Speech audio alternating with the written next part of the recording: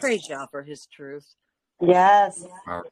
Praise Yah. When we stay consistent in his word, and grabbing all of the witnesses everywhere where it talks about a certain subject and getting the whole picture on it, you cannot misinterpret that, because the Bible interprets itself. Praise Yah.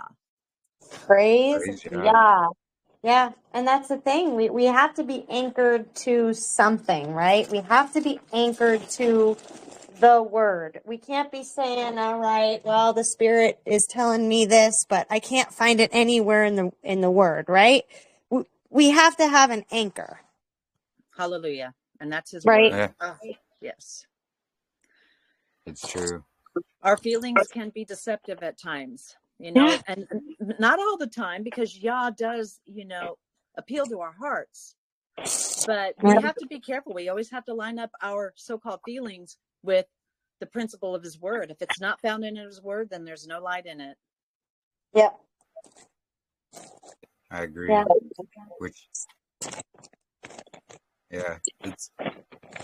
Which kind of brings us to a topic that we wanted to go over real quick, but it's just something that's been discussed in the group recently. Like we don't mind if people have questions, or if they have found something, let's talk about it and go over it privately before, basically dropping it in the group and then leaving. Yeah, there's one thing if you want to bring it to the group and then talk it out and work it through, but there's another when you bring it to the group and then you're just not addressing your original questions. Like you ask a question, people bring a counter question, and then nothing gets accomplished. Right? It's just utter confusion. Oh, sure. I agree with you 100%. Yes, definitely. And we should not want it to be causing confusion. Or division. Even though truth it does divide, and it's for the best, but there's ways that it's to be done. We got to follow what Yah says and how to present these things, just like you were saying, Katrina. Yeah. Super important. That's kind of why I wanted to bring it up, just because we're not like saying nobody has a voice, no one can speak. Well, of course, I want everybody to be able to freely have a voice. Yeah. But if we're gonna present something, like north and south flipping, and we're just gonna kind of drop the bomb, and then when scriptures are presented that are showing, hey, this is kind of saying opposite of what you're presenting, like at least address it, or let's discuss these things in a smaller group, like especially before dropping a bomb. Sure. And we have all these new people. There's so many new people that are coming in, they want to learn the calendar, and then all of a sudden someone starts coming out saying that, oh, well, we're in the wrong time zone. Sorry, now we're going to do Passover in the... We can't do that. That's so confusing. There's so many, I was sick for 2 days. And when I came back and I saw all that, I was like, I know. I was kind of surprised to see all that too. I'm like, wait a minute, what just happened? If you want to ask a question, that's fine. But it seemed like there was a little bit of a presentation being implanted on us. And it was out of nowhere. And I think, especially if it's something outside of what we're normally talking about, definitely go to one of you guys that have, developed this group and talk to you guys first. Run it by you. Well, pray about it. Talk about it. Huh? Yeah, that's what I would normally do. Now, I'm not smarking anything up, but I would usually go to a few people and say, hey, what do you think about this, Jeremy? All the people, sure. Hey, that's before I just bring it out It's just confusion. We have to learn how to communicate. I Part of the agree. reason that part of the way that we're being tested is how we are communicating. And how we're treating one another. Exactly. Exactly. And if Exactly. we can't get along in groups because we can't communicate in a certain way, like that's showing our character needs work. For sure. Yeah, and our Yeah, I just study. want everyone to be able to communicate Yeah. and, be able to, reason together through scriptures. And, like small little questions and subjects, it's fine. But when it's a game-changing subject, Sure. it's something else, Yeah.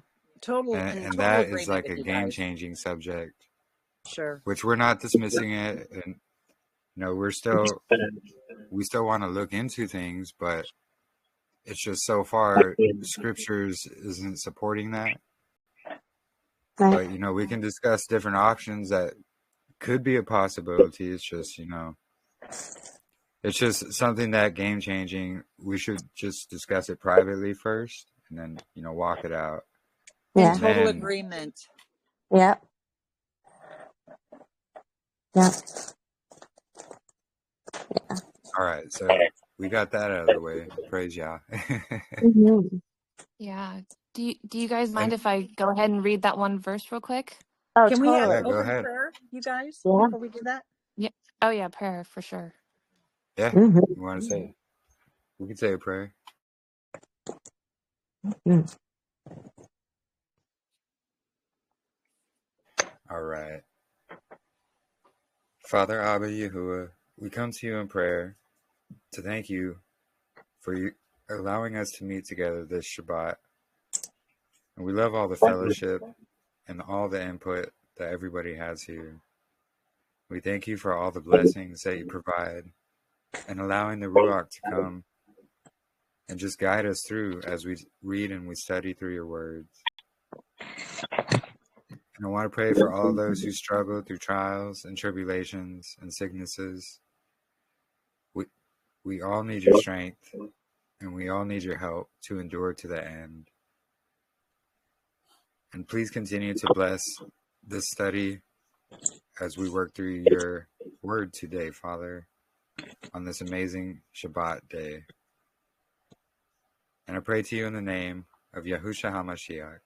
Amen. Amen. Amen. All right. Amen. Do you mind if I blow the shofar real quick? Perfect. Yeah, go ahead. Okay, it's been a little bit since I blew out of it. So, Father.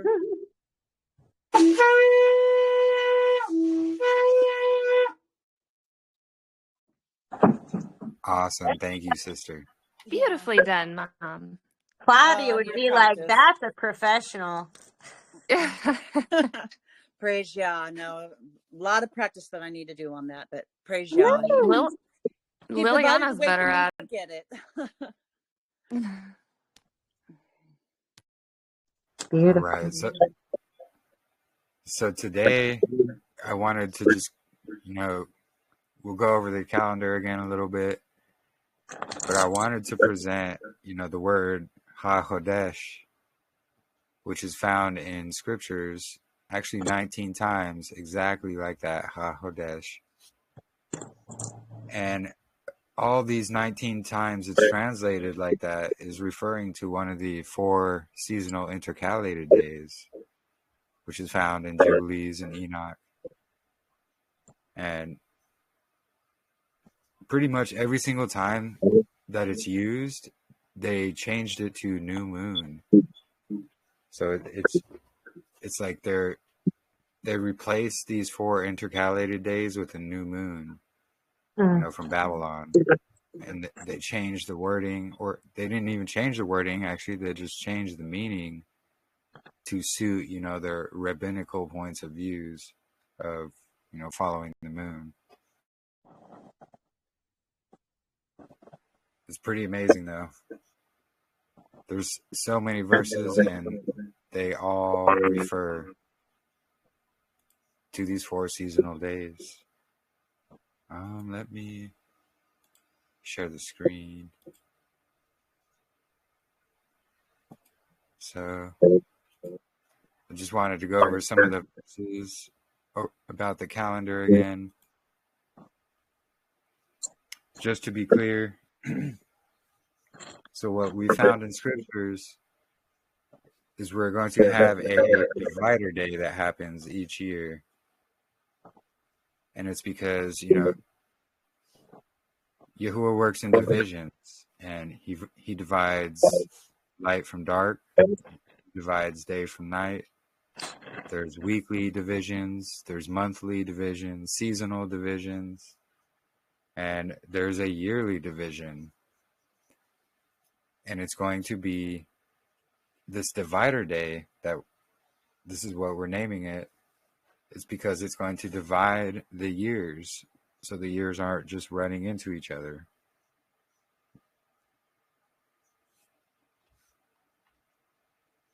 And this can be found all throughout the scriptures. So first starting in Genesis in verses 1 through 5. So in the beginning, Elohim created the Shamayim and the earth. And the earth came to be formless and empty. And darkness was on the face of the deep. And the Ruach of Elohim was moving on the face of the waters. So this void of formless and empty darkness before this light marker came to be on day one, which is showing like the light came. That's what is we start a day when the light is there. That's what this light is. This is the light marker for starting day one. So previously, before this light, there was just this division of time before time, you could say. So before time was, which is set into motion by, the light coming to be, we have this void of darkness, emptiness, this void of time, and it doesn't give it a specific amount of time that this took place. But if we go to, let me scroll down to Jubilees, I believe it is.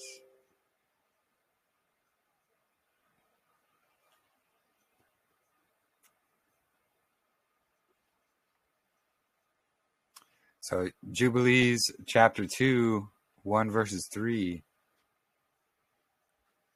So it's going to talk about, actually it's really interesting because it goes into a lot of detail on what was created in this voidness that we see in Genesis there. So Jubilees chapter 2 verses 1 through 3. And the messenger of the presence spoke to Moshe according to the word of Yahuwah, saying, write the complete history of creation, how in 6 days Yahuwah Elohim finished all his works, and all that he created, and guarded the Sabbath on the 7th day, and Kodesh it for all ages, and appointed it as a sign for all his works. For on the 1st day he created the Shamayim, which are above the earth, and the waters, and all the Ruach which serve before him, the messengers of the presence, the messengers of the Kodeshah, the messengers of the Ruach HaRuachath, and the messengers of the Ruach of the clouds, and of darkness, and of snow, and of hail, and of hoarfrost, and the messengers of the voices, and of the thunder, and of the lightning, and of the messengers of the Ruach of the cold and of the heat, and of the winter and of the spring, and of the autumn and of summer, and all of the Ruach. So the Ruach are the spirits or the angels, and all of his creatures which are in the Shamayim and on the earth, the abysses and the darkness, evening and night, and the light and dawn and day, which he had prepared in the knowledge of his heart. And we look upon his works, and praise him, and exalted before him because all his works. For 7 great works he created on the 1st day. So this is pretty amazing, actually. So when we're reading this, all this happened right here in Genesis 1 before the light came to be. Like he made the seasons, he created darkness and light, he created all the messengers. And what I think this is showing is everything he created right there at the beginning, but it didn't have its purpose yet. Even though he had created it, it wasn't given its purpose. So throughout the 6 days, he's given each of the things he created their purpose, like the light, which we know is Messiah. This was given its purpose right there, right here on day 1. And another interesting correlation is it's showing all this is still considered day 1, but we have this voidness that happened. So it's showing, this is going to repeat every single year. This voidness, emptiness, all these things were created then before the light coming to be, which signal, boom, the start of day 1, signaling the start of it. So the time before time, basically, all these things were created, then given their purpose. So this time before time, it can also be described here in Enoch.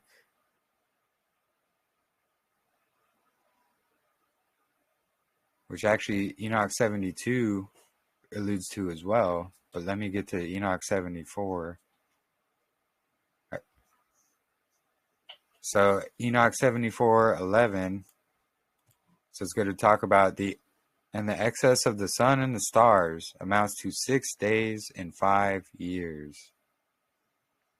So there's going to be this excess amount of days that happens, and in 5 years it amounts up to 6 days. So we divide 6 by 5 and we get 1.2 days excess of the sun and the stars every single year, which is what's going to align with a solar year, or the solar cycle in a year, which is where, we get that 365.25 days in a year. So they're getting that actually from the math that's shown to us in Enoch. Truth in plain sight. Yeah, truth in plain sight, exactly. And so Enoch 72, verse 4 through 6, it'll go, here we're going to go into, he's talking about 2 different portals here, but the sun is rising in the same way in both of them. So first there goes forth the great light named the sun, and its circumference is like the circumference of the Shamayim, and he is quite filled with illuminating and heating fire. And the chariot on which he ascends, the winds drive, and goes down from the Shamayim, and returns through to the north, in order to reach the east. So it's going into the heavens through the north in order to reach the east. And is so guided that he comes into the portal and shines in the face of the Shamayim. So he's going here in the north and he's shining in the face of the Shamayim in this portal. And then in this way he rises in the first month in the great portal, which is the 4th.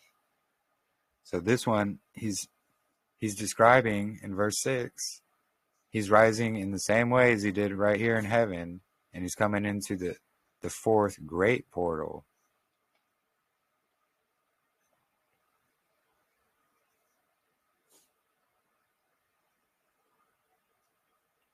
And we just have, sorry, go ahead. Sorry, so I'm trying to, so because of the excess 1.25 days, that's because the sun is going to the north to then go through the 4th. That's why you have that 1 day of extra time. But it's out of time because it's going to the north instead of Yeah, to go precisely. through It's the like fourth. Okay.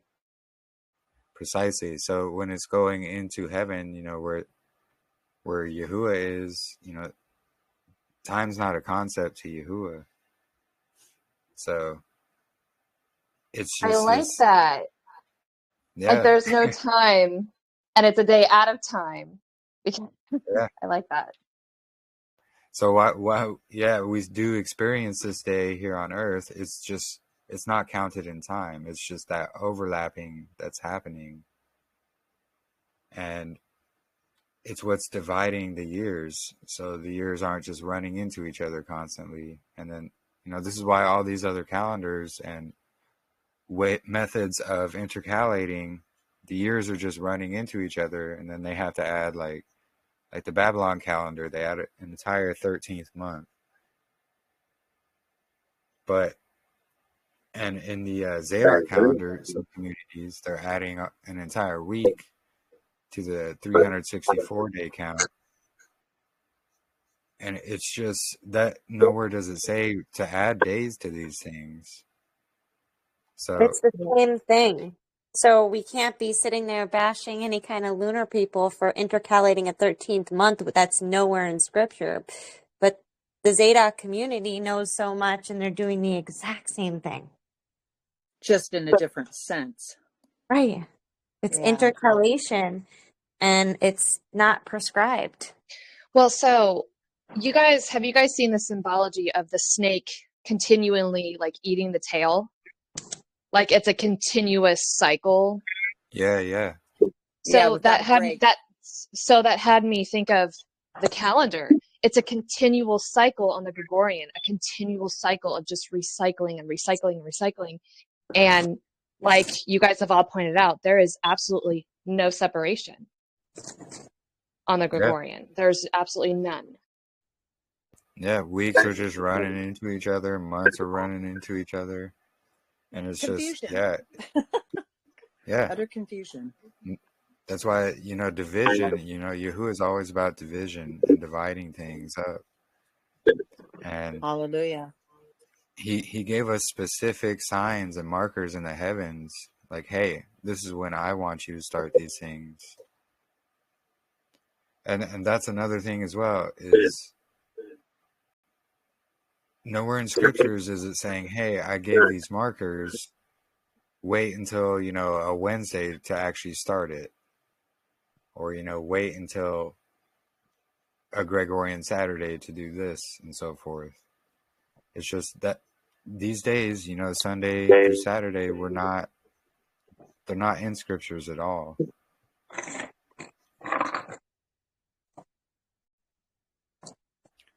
And, these markers in heaven, they're specifically from Yahuwah. It's not from man. It's not saying, oh, hey, some man's controlling when these signs happen. No, it's Yahuwah himself. And we can see this in the Dead Sea Scrolls as well. When we track, exactly when things are going on. And for example, we got right here in 4Q320. So it's talking about to display itself from the east and shine in the center of the sky at the base of the vault from evening to morning. On the 4th day of the week, the sons of Gamul, in the 1st month of the 1st year. So to clarify this a bit more, so it's the sun that's rising due east, because the sun rises due east and shines at the celestial equator on the horizon at dawn, as night becomes morning, on day 4, Gamul, in the 1st month of the year. So I know the complete Dead Sea Scrolls will insert, full moon here and this moon phase there.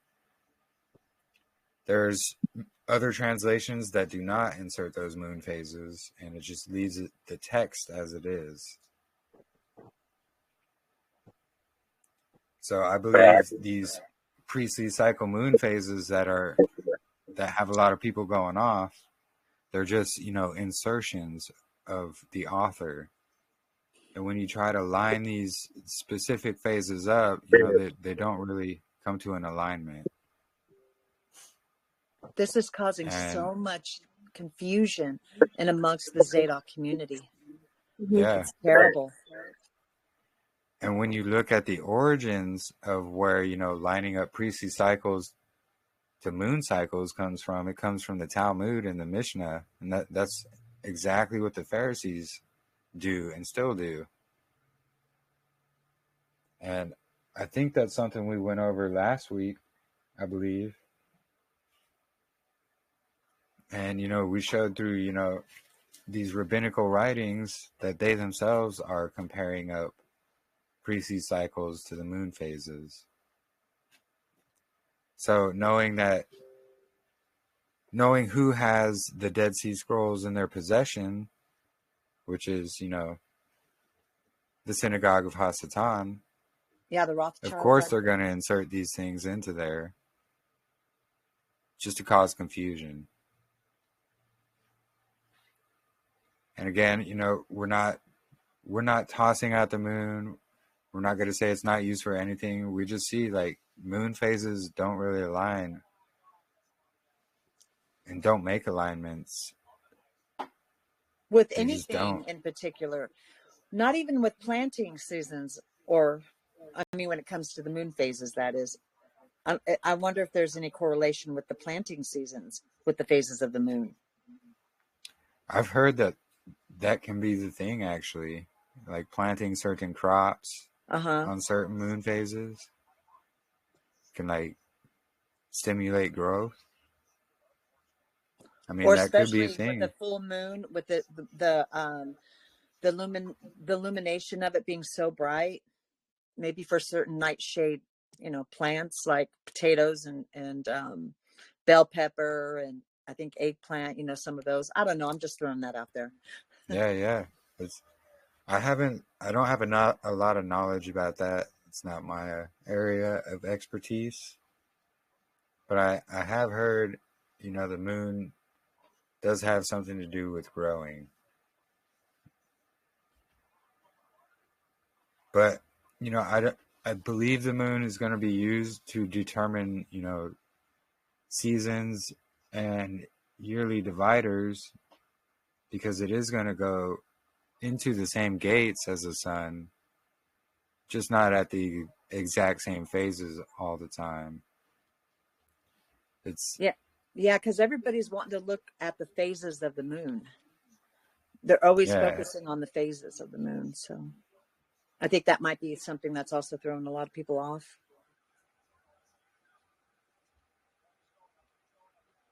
Because I haven't really read anything in scripture where it talks about the phases of the moon and what it correlates with.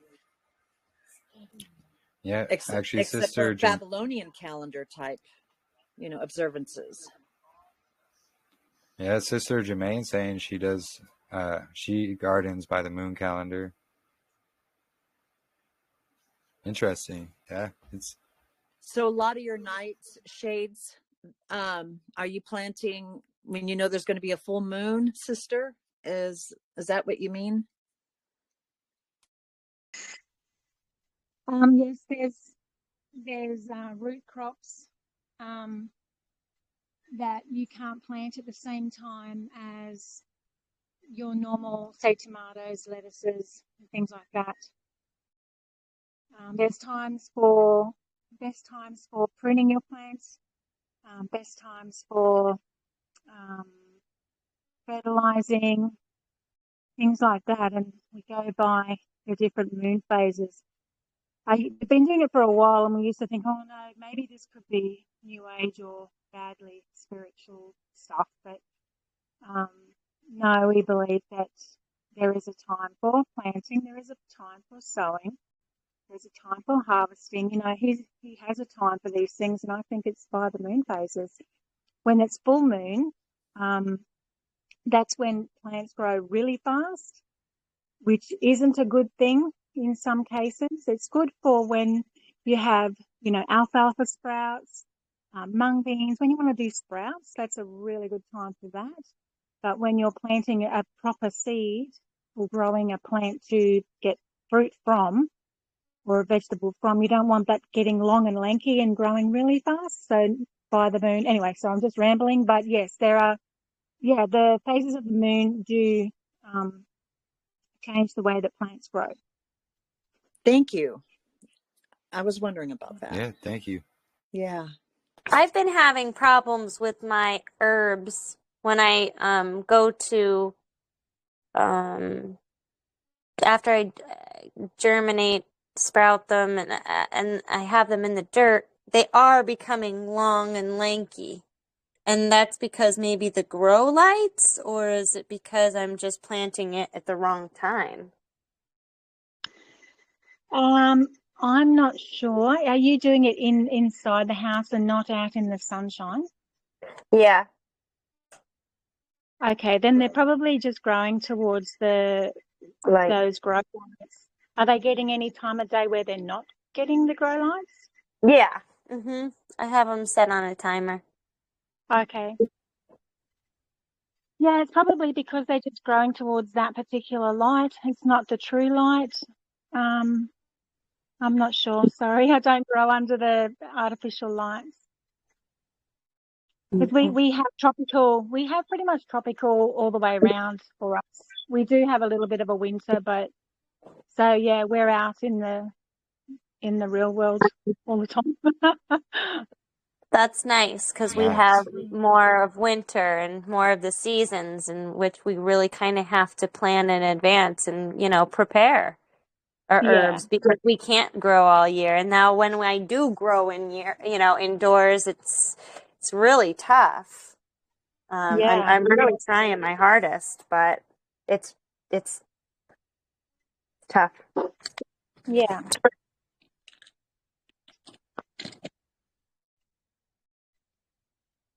Yeah, definitely. Now, there's a verse that says that the moon will disturb her seasons and not come in the season prescribed to her. I know we talked about that before. And so if that's the case, then, we have a mixing of our seasons. And I think all of us are already experiencing that. Yeah. It's not, sorry, go ahead. No worries. Yeah, it says that, plants are going to bloom at an altered time, basically, or they will alter their time when blooming. The plants and the animals and so forth are going to be off.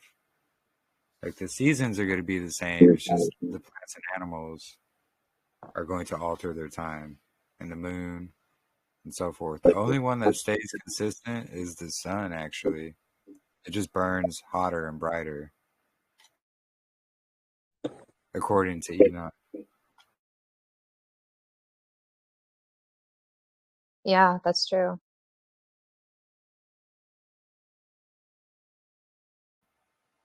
Yeah. Let's see. So yeah, more scriptures just showing, there's specific days for a reason. Exodus 27:13. The east side of the courtyard towards the sunrise is to be 50 cubits wide. Exodus 38:13. And the east side towards the sunrise, also 50 cubits long. And then we come down to, Exodus 12, 1 through 2. Actually, we'll start here at Exodus 40, verse 1 through 2. So, and YAHUAH spoke to Moshe, saying, on the first day of the first month, you're to raise up the dwelling place of the tent of meeting. So the first day of the first month, as we see in the Dead Sea Scrolls, this is when the equinox is going to happen, which is the day 4 marker. In Exodus 12, 1 through 2, and YAHUAH spoke to Moshe and Aaron in the land of Mitzrayim, saying, this month is the beginning of months for you. It is the first month of the year for you. just more verses solidifying there's a specific marker that's going to occur in the heavens. And we can see this when we read Jubilees. So Jubilees 2:9, which is here.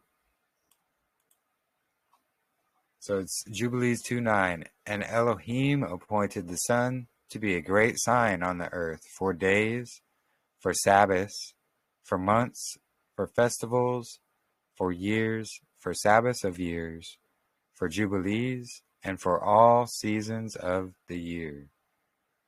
So Yahuwah is saying the sun is a great sign for all of these things. And in the same chapter of Jubilees, chapter 2, verses 20 and 21. So here actually we'll just start at 20. So, and I have chosen the seed of Jacob from among all that I have seen, and I have written him down as my firstborn son, and have kodeshed him unto myself forever and ever. And I shall teach them the Sabbath day, that they may guard the Sabbath thereon from all work. And he also created therein a sign in accordance with which they should guard the Sabbath. So what sign was it that he created? Well, verse 9 here, it says it's the sun is to be a great sign for Sabbath days. So the sign he created in accordance to guard the Sabbath is going to be the day 4 marker, because 3 days later we're going to have Sabbath day always.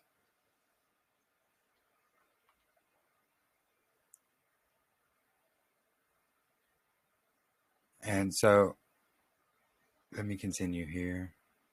So he created a sign with which they should guard the Sabbath with us on the 7th day, to eat and drink and Baruch him who has created all matters, as he has Baruch and Kodesh unto himself a treasured possession, a people above all peoples, and that they should guard the Sabbath together with us. So they're specifically saying, there's a sign in accordance which will mark the Sabbath day according to them who are in heaven, so we can guard it together with them. If it was a continual, just no division every single year, why would there need to be a sign and a marker for these things? Hallelujah. Yeah, praise Yah. Absolutely. Yeah.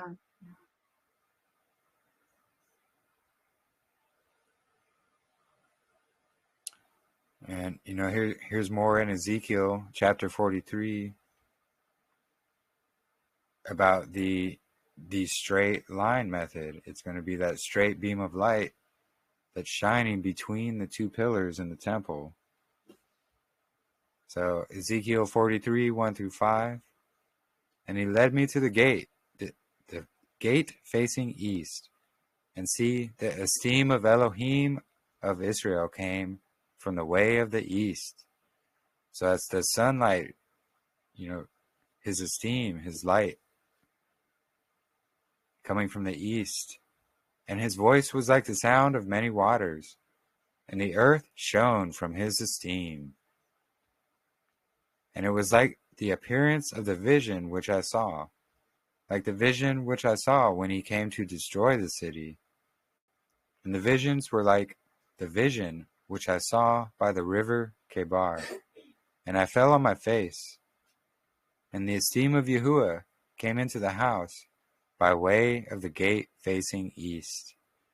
So again, Yahuwah's esteem coming in, his light, his brightness coming in. And the Ruach took me up and brought me into the inner courtyard, and see, the esteem of Yahuwah filled the house. So this is the temple being described in Ezekiel. So if we go here, we can see the 2 pillars, and the sun's going to shine on that equinox day. It's going to shine directly in, and it's going to light up the temple, the Holy of Holies right in the center there. So going between the two pillars, boom, lighting it up. So the esteem of Yahuwah, and this is the courtyard, the light filling up the courtyard on this equinox day. And you know, the Qumran sundial, of course, it tracks. This is going to be the equinox. And as I mentioned before, I believe this is the marker for the equilux that happens. And so that's actually something we're going to be testing out at the head of the year this year. Pretty excited for that. And so another few things I wanted to point out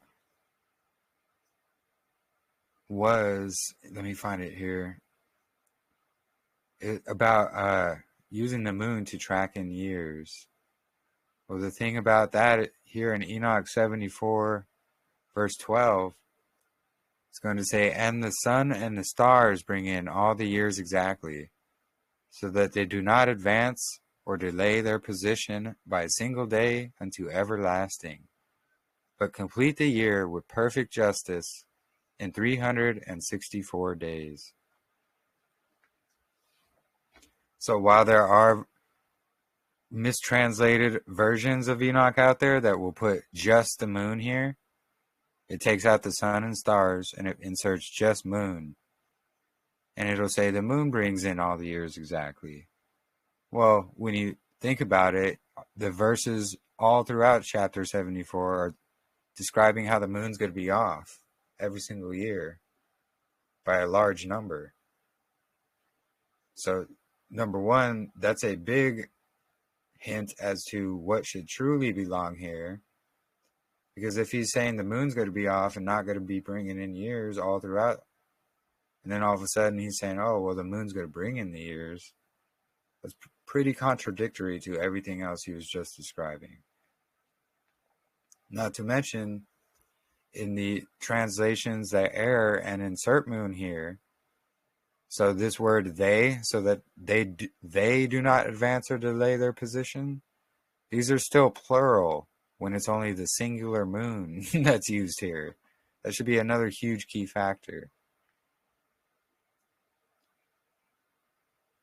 And actually, let me see if I can pull that up here. I wasn't expecting to present that, but here, I can pull it up here and then show you on the screen what I'm talking about.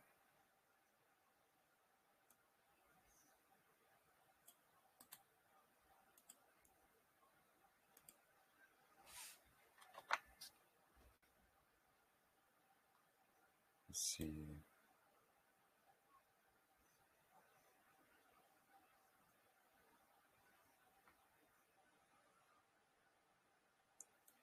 I actually have to type in the moon there.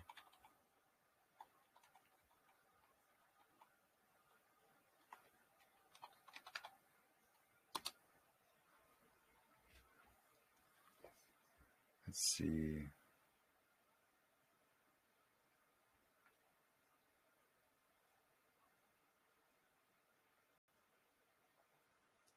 Now I can't find a translation that has moon in it.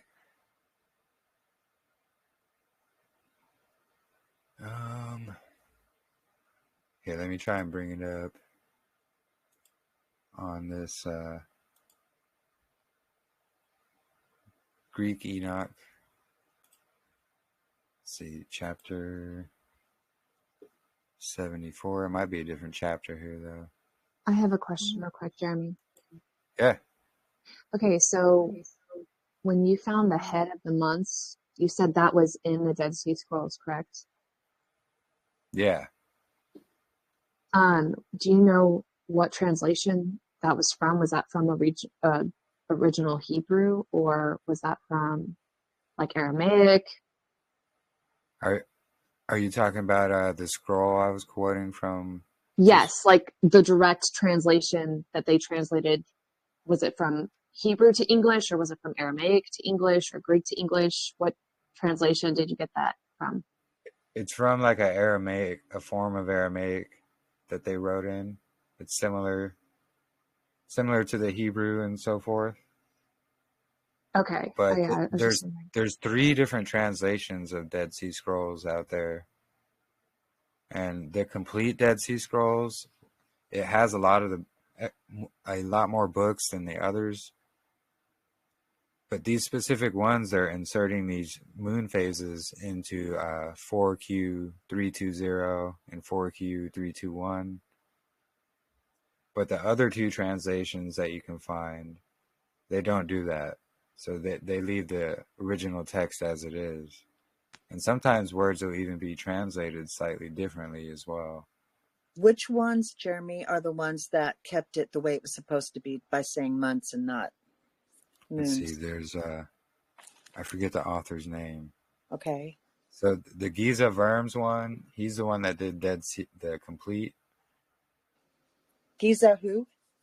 Giza Vermes or Vermes. Okay, so that And one, okay. and there's Michael something. Michael Why? Wise? Yeah, Michael Wise did the other one. Yeah. So that one, because that's the one that I have that I showed on here before, a new translation of the Dead Sea Scrolls. Yeah, yeah. Okay, so that one should be okay too then. Yeah, exactly. Okay, wonderful. Thanks.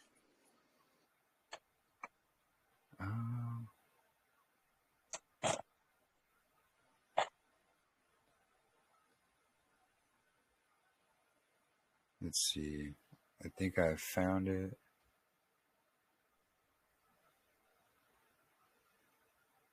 And I'm sorry, Jeremy, but so the head, what's the word that's used there in Hebrew? In the Dead Sea Scrolls?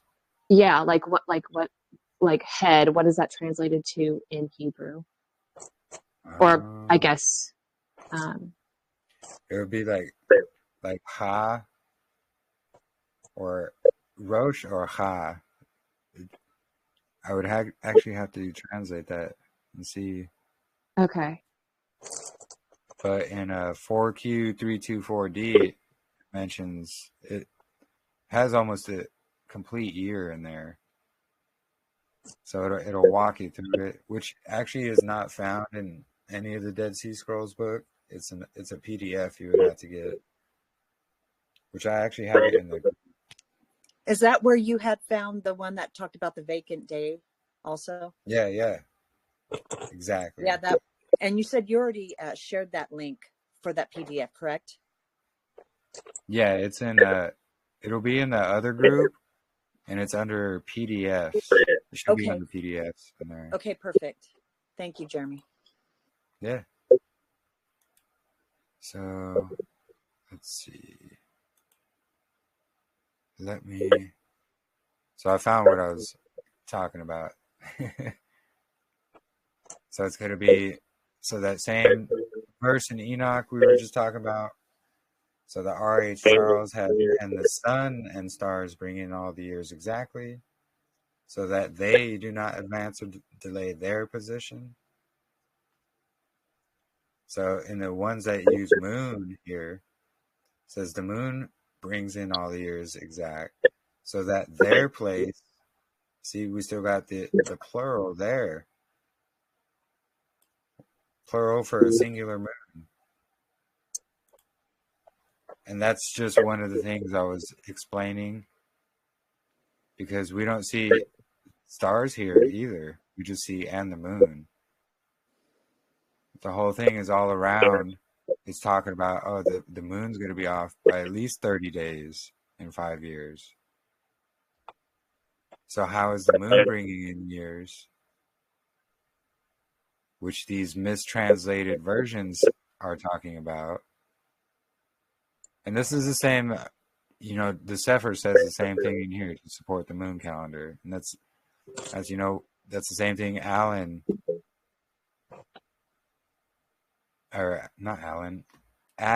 was presenting in his, discrediting Jubilees video, which, yeah, we know how that went. I tried warning people about how, and I said, look at time marker such and such, and see when he presents the Strong's numbers and the definition description of it. I said it doesn't match up when you actually go to it. He purposely. Yeah. I said, please, brothers and sisters, look more closely into this. Truly. But so many people like to follow man. There's a lot of Adam followers and not Yah followers. Yeah, it's sad.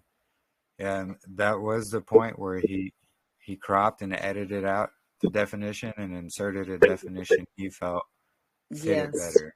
Yes. Terrible. And that's a dangerous thing about not testing anything. If you're just going to follow somebody because they're popular or they sound good, it's not why we should be following people. We shouldn't follow anybody. We just need to test everything. And I'm not specifically trying to bash anybody. It's just the fact when you're purposely being deceptive like that, that is very serious and it needs to be called out. Yeah, precisely. It is very serious and it is deception, 100%. Yeah, and we did that. We made sure that I have a post on that. After Jeremy found that out, I did the screenshots. Wonderful. And I have a post exposing that. Just okay, good. Wonderful. Facebook finds that. But yeah. People still want to hate. They go, how dare you? It's like, look, how dare me? Like, look what we just pointed out your leader was doing. Yeah, being purposely deceptive. Yeah, there's no proof. We just showed you proof. Yeah. That's what happens when you become blinded and you end up basically idolizing a man instead of following Yah. Yeah, unfortunately. Unfortunately. So, yeah, I wanted to get into, the word HaKodesh, which is going to be. So this was kind of brought up the other day in chat. We were talking about how many times, these 4 intercalated days are actually mentioned. And, how many times have they translated it to new moon? And almost every time, there's a couple times they haven't, but almost every single time they've translated HaKodesh, the specific spelling of it right here, as new moon. And actually, we're also going to get into how these 4 heads of months are actually seeming to be Sabbath rest days. And a few of the verses here get into that, so we'll get into it as we go along. But as you see, there's 19 occurrences of this exact spelling that occur in the scriptures.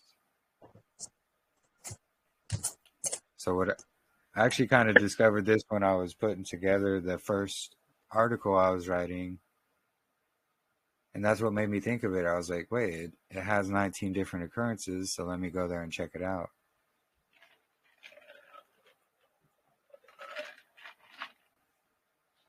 So Genesis 8:5 is going to be the first one, the first time we see this word. When we see Genesis 8:5, so the waters continued to recede until the 10th month. On the first day of the 10th month, the tops of the mountains became visible. So the first day of the 10th month, it's talking about the heads of the months. And the 10th month is one of those days.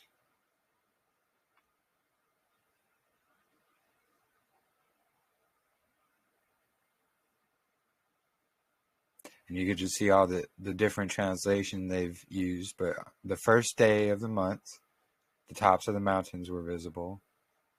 first day of the month. So this YAHUAH is specifically referring to one of these 4 intercalated days. So Exodus 12:2. I'm just going to close these out as we go along because there's a lot of them. So this is kind of what we discussed earlier as well. Exodus 12:2. This month is to be for you the first month of your year. The first month of your year. Sorry, that's it. The NIV. They kind of edit out a lot. So again, the first month, the head of the month. Again, the word HaHodesh is used. Actually, I meant to scroll down to show you that earlier. But in the Hebrew, which, I mean, we already see it, though. So this month, HaHodesh, the beginning of months for you. Ha-dasim, which is beginning of months, or months plural, which we can see that also in the Hebrew Strong's Concordance. Ha-dasim, which again they erroneously translate to new moon. Of course, it doesn't mean new moon at all. As you can see, a new moon. This is the added definition right here. They added this into there to, appeal to the synagogue of Hasatan's authority and their calendar that they follow. So they had to change the definition of what Chodesh means. Otherwise, it would prove out they're absolutely incorrect. But if you take it way back into the interlinear, actually that's what this is showing here. It's going to show it's always talking about month or new month. The interlinear actually doesn't even put new moon in there for it because they know. Sorry, Jeremy, another question. Yeah. So the term new moon, was that established? I think I've asked this before, but I can't remember. So I'm just going to ask it again. Was that established after the First Temple period? So like in Yahushua's day, did they use terms like new moon? I'm sure they did use terms like new moon in I'm his just day trying to because understand when that translation got translated. And I mean, because like you look in the oldest Bibles that we have, and you're still going to see the translation of new moon. Yeah, I know. That's been going on since the Pharisees' time because they're the Masoretic was basically, what all translations we have today is basically based off of, is the Masoretic. It was the Pharisees who put together the Masoretic, and they omitted things. They changed the definitions of the words, like Chodesh, for example. They're like, oh, we can't have that meaning new month. So after basically they usurped the true Levitical priesthood, was when exactly. all of that's been changed over. Exactly. Okay. Yeah. Because truly the word for new moon would actually be YAHUAH. Uh-huh. Because Ha meaning new, and then Yarach meaning moon. Meaning moon, right. And you don't even see that word once in scriptures. YAHUAH is not in scriptures. No, I've never seen it. It's not in the concordance. Yeah. Nope. And then so people, when you bring that up, people, oh, you just don't know Hebrew and da da da. Well, that's not actually the case. It's quite opposite. If you're going off this Babylonian, Yiddish version, basically tainted version of Hebrew, like that's what they're going to say. That's not what it means at all.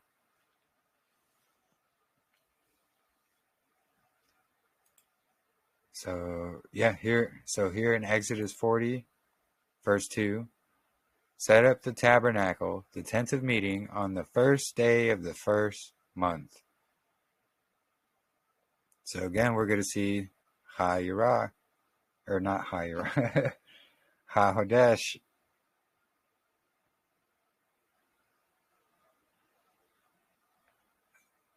So first day of the first month, HaHodesh.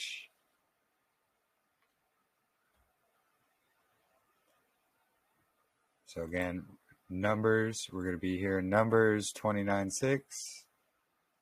So Numbers 29:6. And we can see again, they're going to this one's saying it's new moon. This one's saying it's month. The interlinear just puts of the new, which is kind of strange. But this verse is actually rather interesting.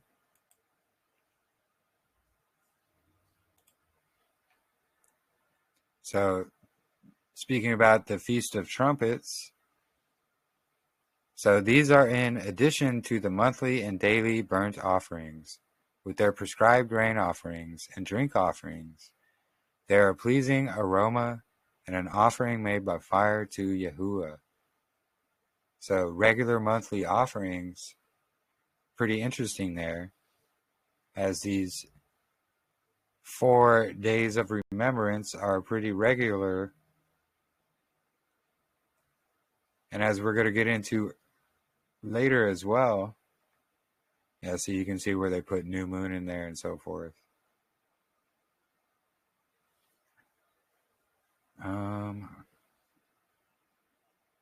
So as we're going to get into later, we're going to see that these are actually being alluded to as Sabbath days as well, these 4 days.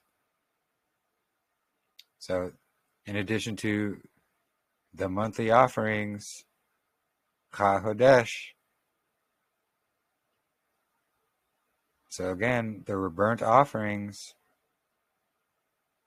right here in scriptures on these 4 days, as we can see by the same HaHodesh.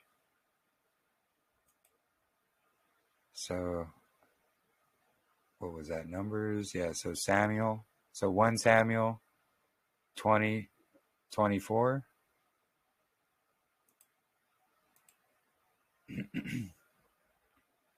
So here's one where they like to translate it as new moon. Of course, it's not new moon at all.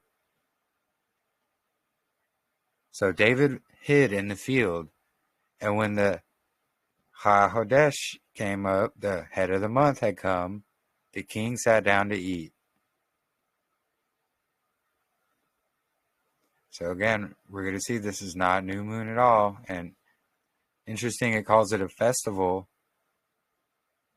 because these 4 days are festivals according to Noah and Jubilees chapter 6.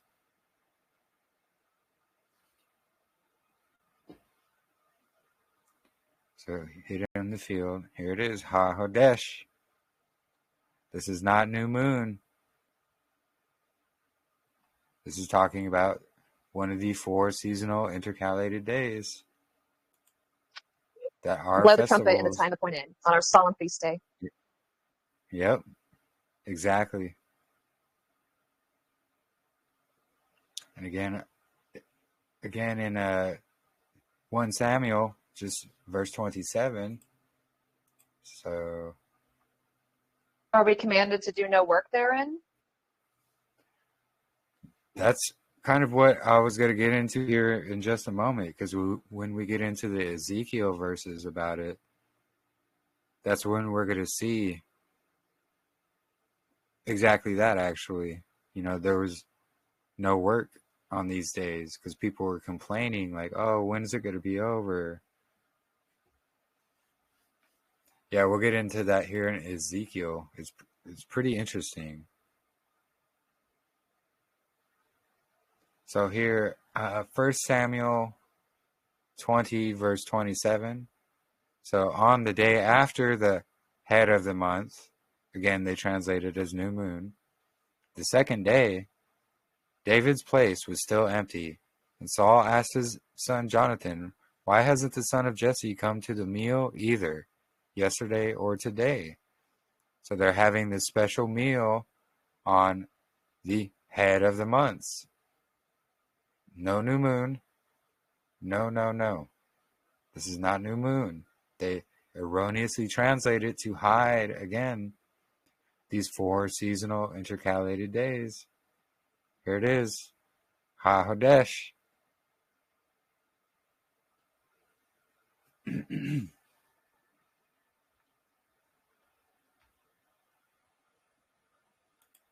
And again in 1 Samuel chapter 20, verse 34, it's going to be the same thing. So Jonathan got up from the table in fierce anger and did not eat any food on the 2nd day of the month, for he is grieved by his father's shameful treatment of David. So again, they were having a special meal on the head of the month. Of course, you'll see these translations. Oh, it's the new moon. Nope.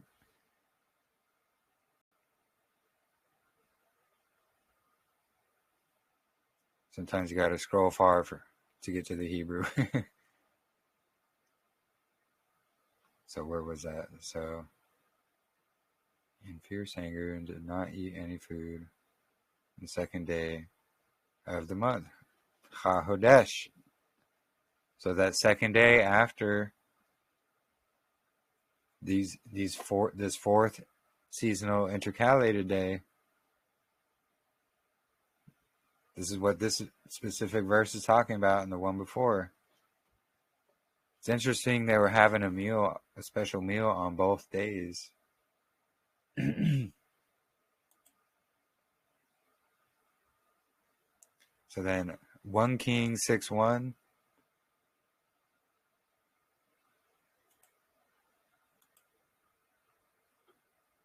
So in the 480th year after the Israelites had come out of the land of Egypt, in the month of Ziv, the 2nd month of the 4th year of Solomon's reign over Israel, he began to build the house of YAHUAH.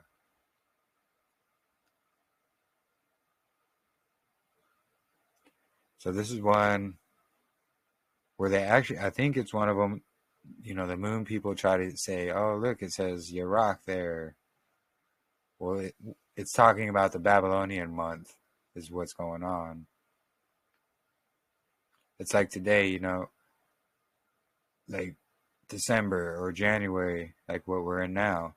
People correlate that with the time of the year. We know it's in the winter time. So it's the same context, basically. Same premise.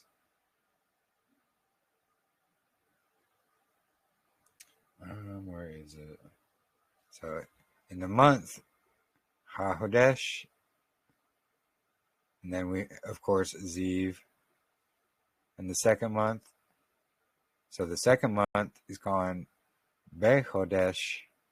And of course, we get the erroneous new moon translation.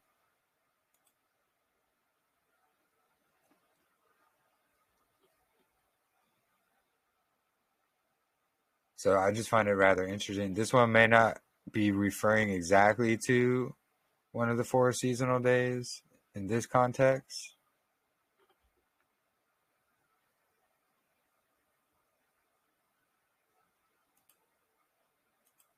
And then we have 1 Kings 6:38.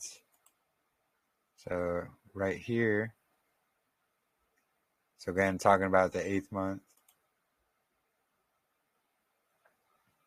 So in his 11th year and 8th month, the month of Bul, the temple was finished in every detail and according to every specification. So he built the temple in 7 years. Actually, I believe the 8th month is one of the... No, actually, I don't think it is. But as we see...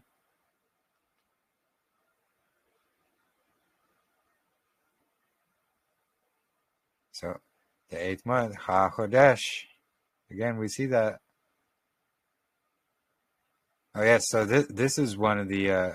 this is one of those verses, the moon people try to say, oh, look, it says, calls the month Ba-Yarah. So what's going on here is he's saying the moon month of Bul, which came from Babylon. So he's talking about the true month, which is the 8th month.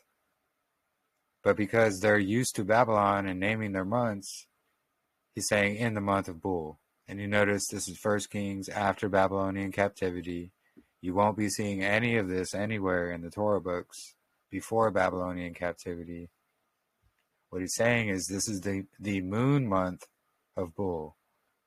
And as we can see by the definition here, it's a lunar month of Bull. They're saying this because that's how they track things, because they were used to Babylon, unfortunately.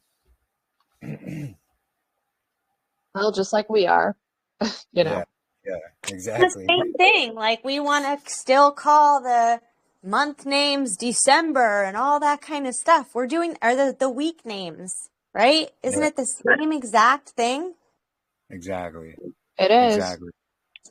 Now, once And we that's, start coming out of Babylon and we start getting into our group and we start to do things correctly and become echad to where like nothing is going to stand in our, you know what I mean? That's when we're going to start saying, you know, Yom Rishon or day one or, you know, yeah. but, you know, we have to establish everything first, right? Yeah, rewiring our brains. Absolutely. Breaking Babylon brain. Yeah, Yeah, exactly. big time.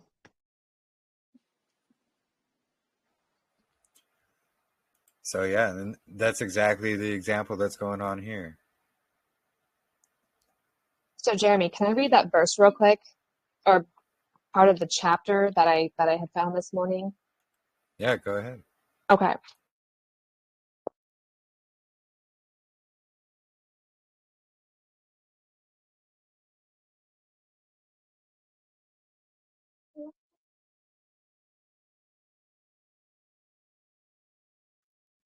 Okay, sorry, my son came into the room real quick.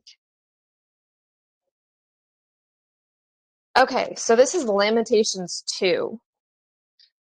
So this is right when he allows Israel the first time to be to essentially just be taken over by the other nations. Okay. Yeah. So Lamentations 2. How hath Elohim covered the daughter? Miranda, What? what verse? What verses? Lamentations 2, starting in verse 1.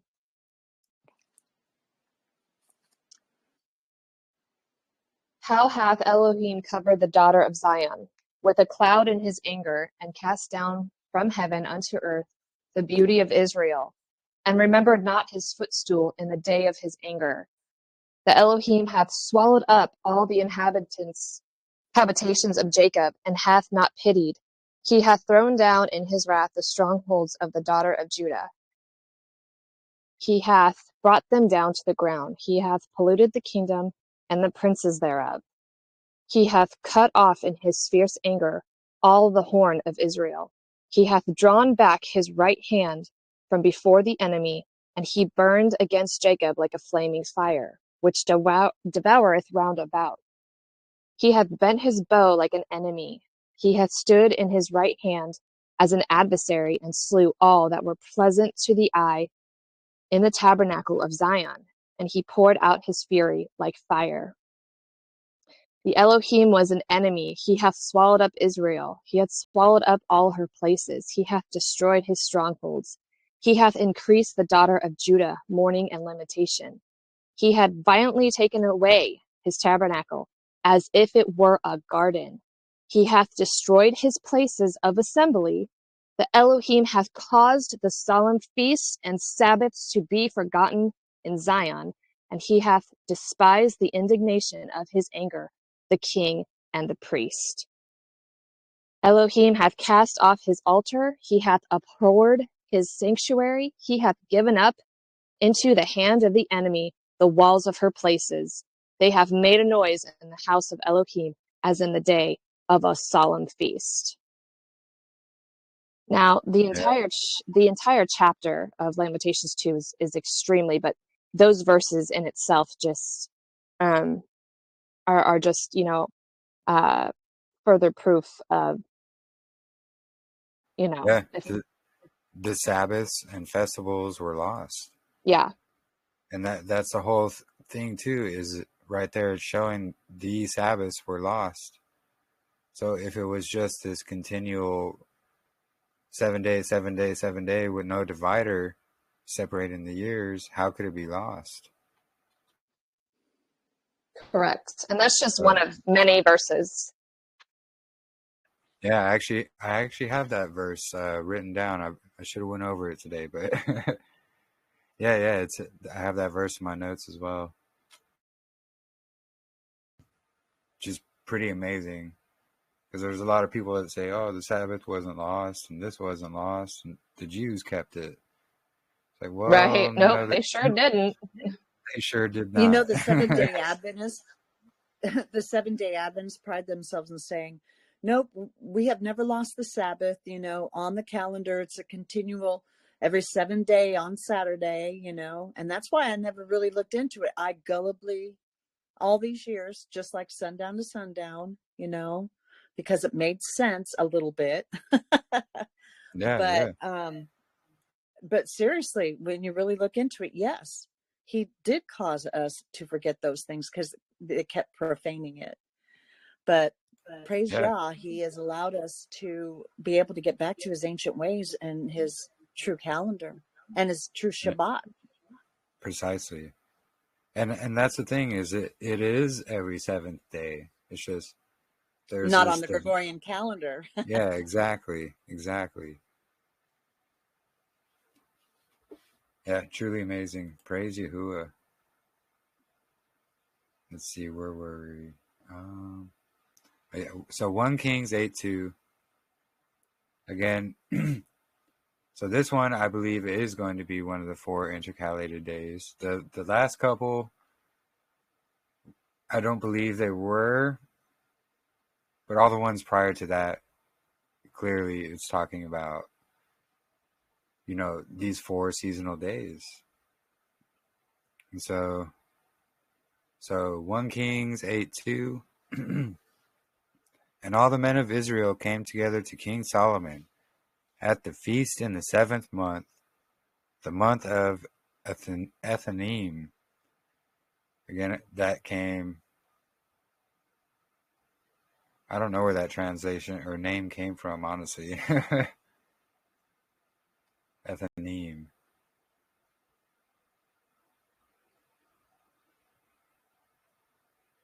I think the God culture pointed out that the only months that were named in the Bible before the usurpers brought in their pagan names, the months that do have the intercalary seasonal, those were named. They weren't numbered; those were named Huh, originally interesting. by Yah. Because, like, you know, you have a Abib or Aviv Yeah. for the first month, and that's what Yah called it. It is the first month, but he did give it a name. And then you have the next month that brings in the next season, and it's also given a name by Yah. And I want to say I wrote them down somewhere, but I don't. Yeah. I don't remember where. But sorry. Oh no, I was just gonna say, as you're saying that, I kind of stopped scrolling and I was just reading here on screen their reason for it. It said Athanim to signify the month of gifts. Well, that would be like one of these 4 months. Wow. Right. So yeah, they were given names and not numbers because they were essential. Yeah, interesting. Part of his feasts. Because we have Abib and then Ethanim. And because Solomon is before Babylonian captivity, so Correct. It was not it was not a Babylon name. Yeah, and definitely never the name of Tammuz either. Yeah. Interesting. I'm gonna have to search that out more and see if there's 2 more names. For sure.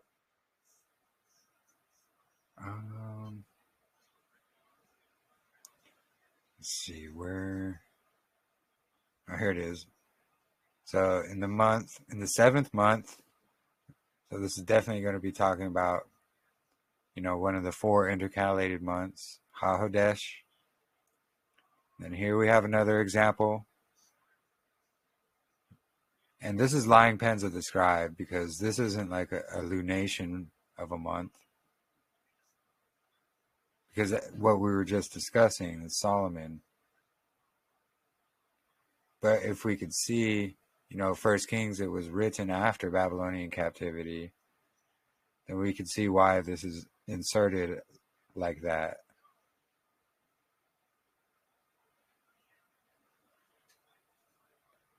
Etanim, steady flowing, 7th month in the Jewish calendar. Do they still call it that? Hold on. You know what? I have a chart in the concordance of all the names. Let me look them up real quick. It's in the back. Hey, sweetheart, could you take a picture of it and share it in the comments? Sure. Yeah. Thanks, sweetie. Yeah, I could probably pull it up. Jewish calendar. Okay, so there's Tashiri, Heshvan, Chislev, and I can really be butchering these. Tibeth, Shebat, Adar, Nisan, Ibar, Sivan, Tammuz, Ab, and then the 13th is Elul. And yeah, I'll take a picture of all these. Yeah, I see that actually. But they have it on this chart, which is interesting because, their months don't even line up with the seasons like that. Right, I know, that's weird.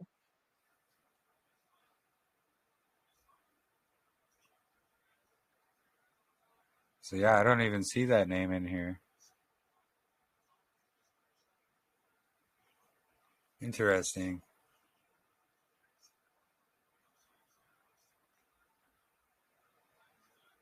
Interesting that the month of June and July is the one that's called Tammuz, and we know that that's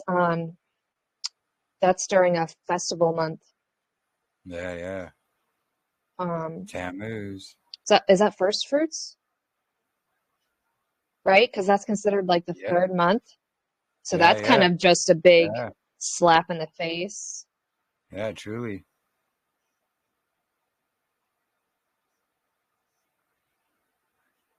Yeah, because they begin their years in September,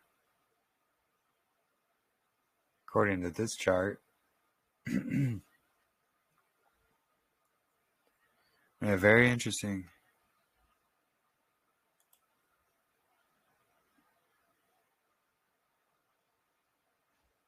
So Ethanim.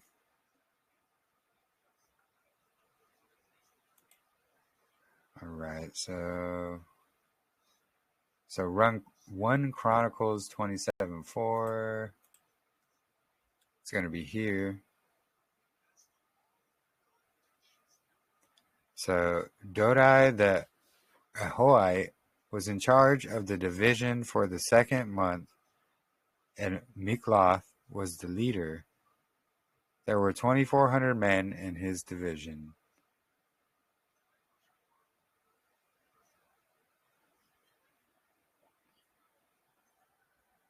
Oh, there it is. Thank you, sister.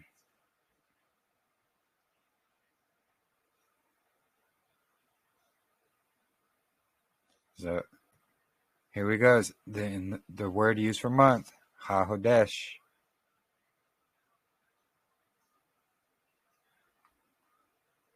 Although this one, it doesn't seem to be referring to one of the 4 seasonal days either. It's just kind of interesting how they use that same spelling like that. So again, in 1 Chronicles, this time it's going to be verse 15.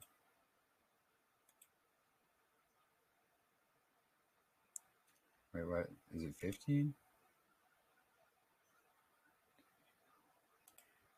Okay, 27. Oh, it's because I forgot to close this one out. That's why. So 1 Chronicles 27:15. The 12th, for the 12th month, was Heldai, the Neophytite, from the family of Othani. There were 2,400 men in his division. So scrolling down.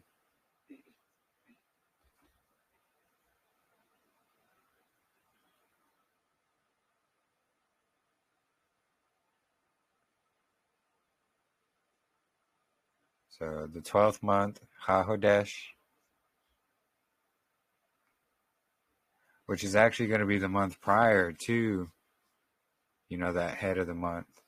But it is a month where it has the seasonal intercalated day.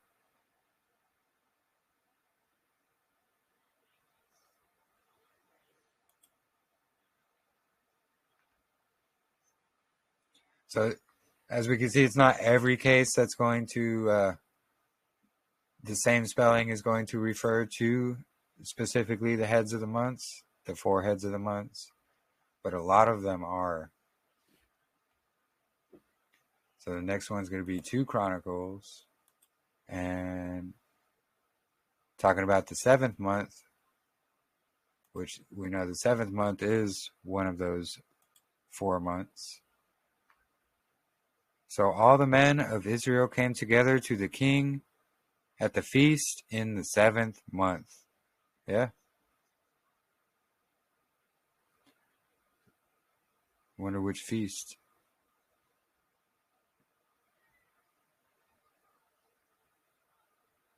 Isn't that the feast of hold on.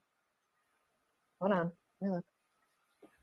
Yeah, I was actually looking for that. So yeah, 7th month called us Day of Ethanian. Atonement. Day of Atonement.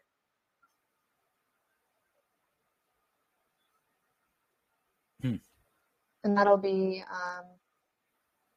on the 10th day of the 7th month.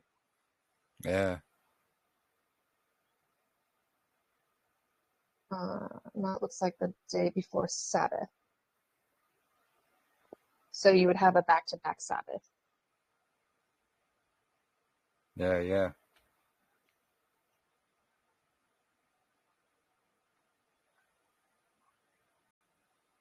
This one's saying it refers to the Feast of Tabernacles.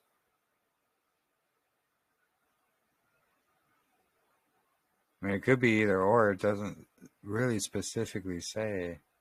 But here it also says, in the 7th month. They're both in the same. Both Sukkot and Yeah. Atonement are in the same month. Yeah. Let's see.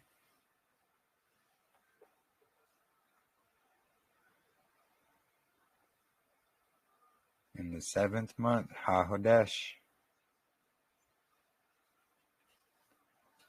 So the 7th month, definitely it is one of those 4 heads of months, and it's definitely a significant month with also having, trumpets, Day of Atonement,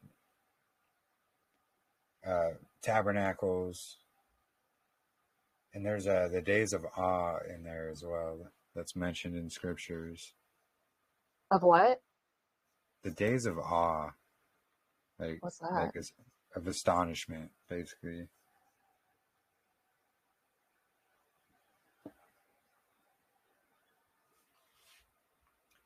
So Ezra 3:1, going to be another one, talking about the 7th month. So by the 7th month, the Israelites had settled in their towns, and the people assembled as one man in Jerusalem.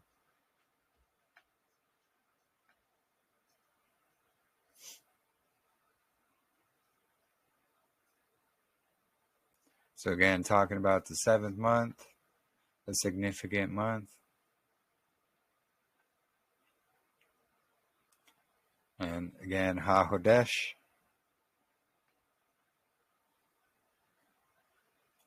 And then Nehemiah. So Nehemiah 7:73. Again, about the 7th month. Interesting. So Nehemiah 7:73. So the priests, Levites, gatekeepers, singers, and temple servants, along with some of the people and the rest of the Israelites, settled in their own towns. And by the 7th month, the Israelites had settled in their towns. Interesting. So the 7th month is significant for many reasons.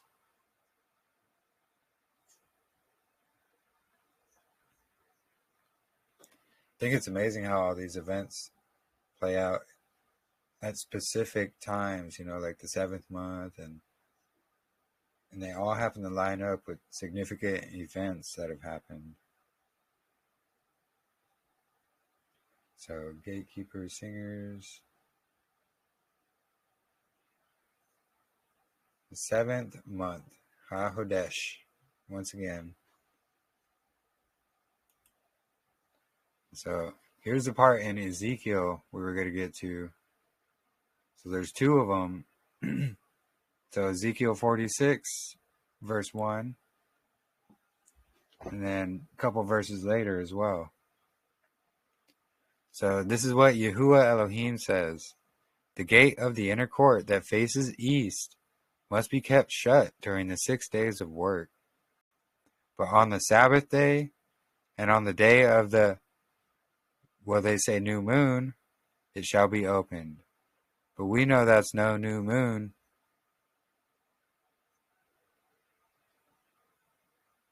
So again, this is one of the verses that are alluding to this is a Sabbath day. Because on the Sabbath day, that gate's supposed to be open. And clearly we see the word HaHodesh. Where is it?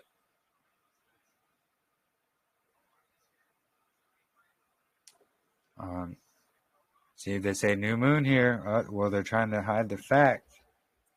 This is absolutely one of the 4 seasonal days, heads of the months. HaHodesh. So, Jeremy, you know what's yeah. interesting? And this is what I heard from Patty, because she would always go visit Israel. Her daughter used to live over there. And around the gates, all the gates, the gate of the east, they have boarded up. It's constantly boarded up because they know that Yahusha is supposed to come from the east when he comes. Yep, so that's direct defiance of not believing that Yahusha had already, appeared. Yeah, absolutely. I agree. I agree. So yeah, interesting. The gate that faces east, supposed to be shut during the 6 days, but on the Sabbath and these heads of months, it's supposed to be opened. But yet they have it boarded all the time. Yeah. So we know that the physical is also representing something spiritual. Yeah, Definitely. precisely. So with the gate being open on those particular days of the head of the months and on Sabbaths, again, that's an appointed time. So if you don't make it, that gate will be closed. Yeah. And it's interesting. Yeah, good point. Yeah, and the next verse here in Ezekiel 46, verse 2, says, the prince is to enter from the outside through the portico of the gateway and stand by the gatepost, while the priest sacrifice his burnt offerings and peace offerings. And he's to bow worship at the threshold of the gate and then depart. But the gate must not be shut until evening. Until evening at the marker of when it's over, right? Exactly. Showing that Shabbat is from sunrise to sundown. Yeah, exactly. Wow. See, and everybody wants to use that as their reasoning for starting it then, which is funny. Oh, goodness, well, it's not funny, but it's a little. No, yeah. but it's interesting. Staring you right in the face, but so many of us don't see it, Yep. Boom, there it is. And then the same Ezekiel 46:6. So on the day of the head of the month, he shall offer a young unblemished bull, 6 lambs, and a ram without blemish. So again, going back to the verse that was talking about the sacrifices and offerings on these heads of months,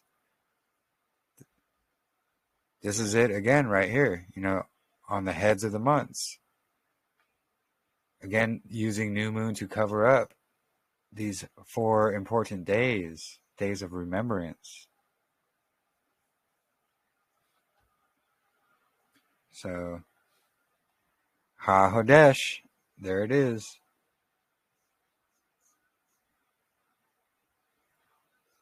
So there's a special sacrifice and offering that occurred on these days. Jubilees chapter 6 shows Moses treated these days as festival days. Noah also did. Yeah. And clearly, the synagogue of Hasatan, they turned these 4 days into their new moon days, which they use as Sabbaths as well. But beginning at night. Yeah, exactly. So what they did is they took it and twisted it. They still missed the mark, though, because Yeah, it 100%. clearly says that door will be shut in the evening. Yep. So you still miss that. But yet they still keep that east door boarded up 24/7. Yeah. Such contradiction. Truly.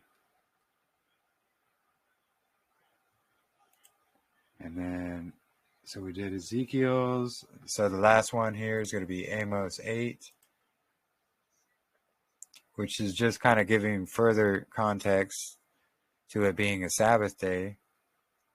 Because as we can see, I'll just start in verse 4. So, hear this, who trampled the needy, who do away with the poor of the land, asking, when will the head of the month be over, that we may sell grain?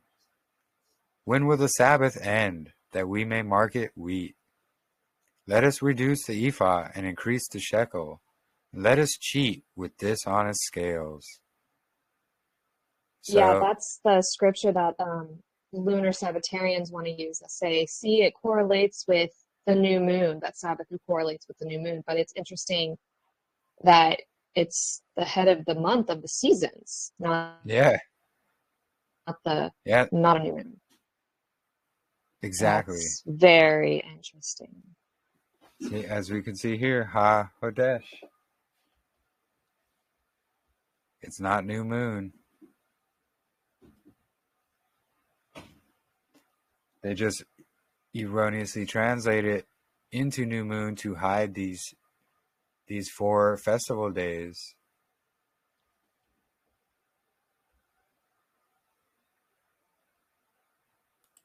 So we should definitely be, or I should say, should not be working on those head of the months to those 4 intercalary days to signify the beginning of each season. We should be taking those off then? Yeah, that's what it appears to be. Just reading from these verses here. Yeah. Huh. And it correlates with Jubilees chapter 6 when, Noah ordained them as a festival. And usually festivals are, appointed days of Yahuwah that are, usually days to take off.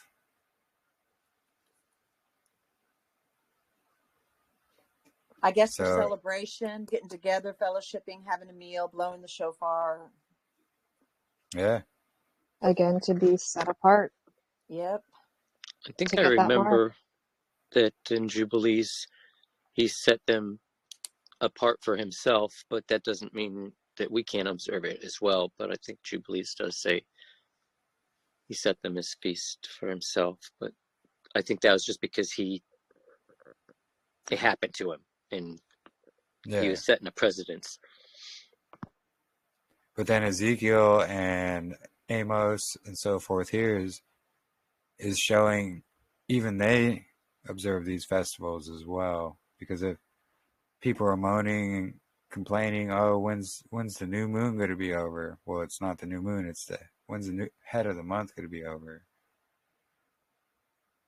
Yeah, so Same they can thing. go back to the routine of buying and selling or doing whatever. Yeah. And there's a distinction between the use of HaHodesh here, which of course they translate as new moon, but we can even see in the interlinear they don't call it new moon. Jeremy, is there any sorry, and you might have already pointed this out. Sorry, I keep coming in and out, but when it describes new moon, is it for any other month besides the 4 intercalary months? Well, in these Like, do they observe the new moon each month?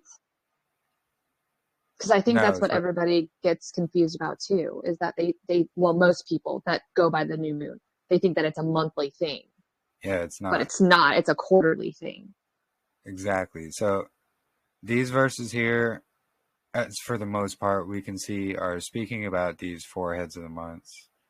Now, there's a couple in here that clearly are not referring to them. It's just the term used for the month.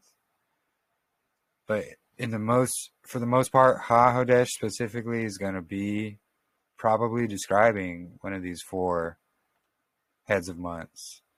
But as we can see, for the word Kodesh itself and all these different variations, there's 283 occurrences. The word Hodesh is used in these various ways. So we got Ba Hodesh, Ha Hodesh, La Hodesh, Umi Ba Hodeshim. And then we got these other translations down here as well.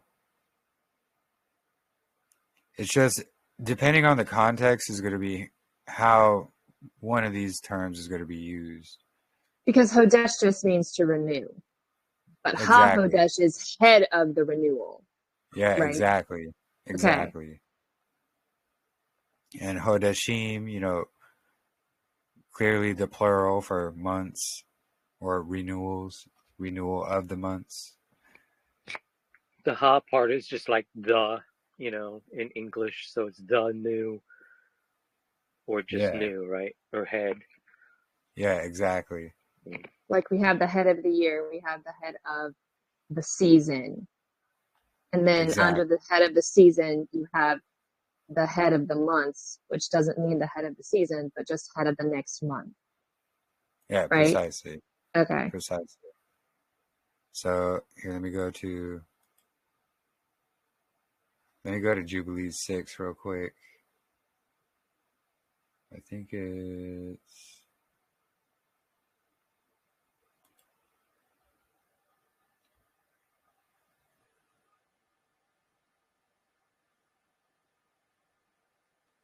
And the head of each season always falls on the 4th day of the week, just like the head of the year. Yeah, exactly. Exactly.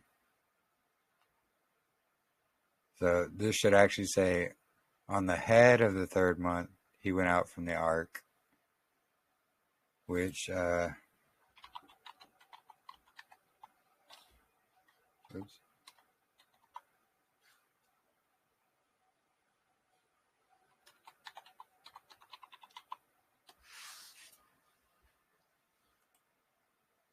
Which, if we go here to Sepharia, which is going to be the Hebrew translation. Come on. So it's going to be talk about, and the new moon. It's actually not new moon. It's going to be the head of. So, here, which word is it going to be? So it's going to be that one. So I just got to double check in the Hebrew. So this word right here. Oops, come on.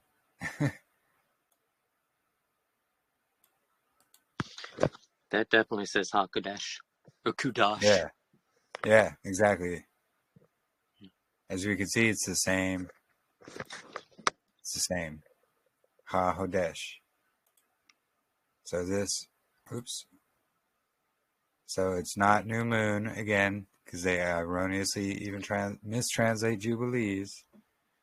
So it's on the head of the third month. He went out from the ark.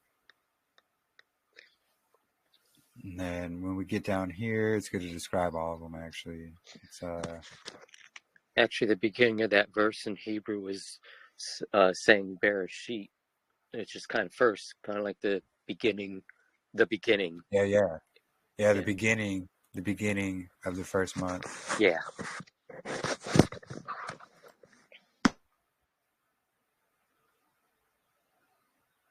So, wait, where was it? So,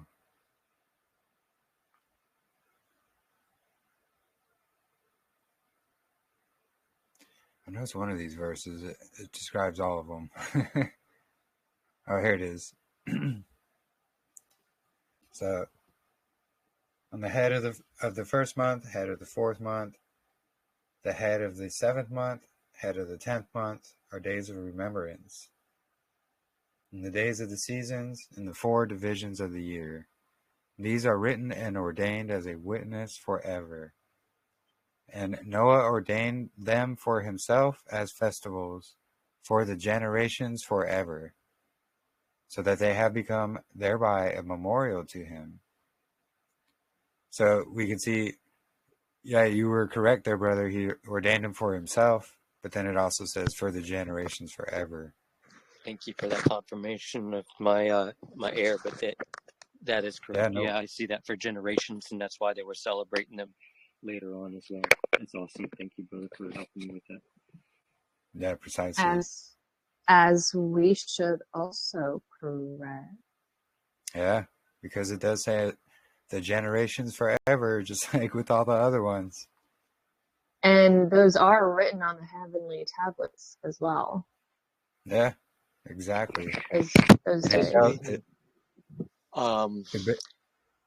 About loosening and binding in heaven, what you bind on earth is bound in heaven, and what is loosed on earth is loosed in heaven. And this is the same concept here, is that he bound these feast days on earth, and they are now bound on heavenly tablets.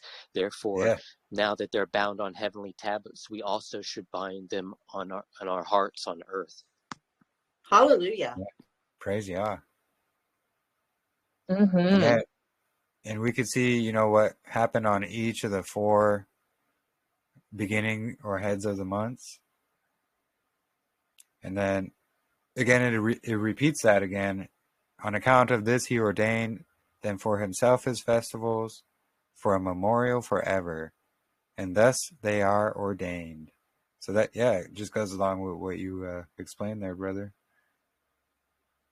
Yeah, so it makes you wonder if they were supposed to keep the gates open on those days. It makes you wonder if the heavenly gates are also opened on those days. Yeah, I believe so. Because that's what Ezekiel and the other ones are referring to there.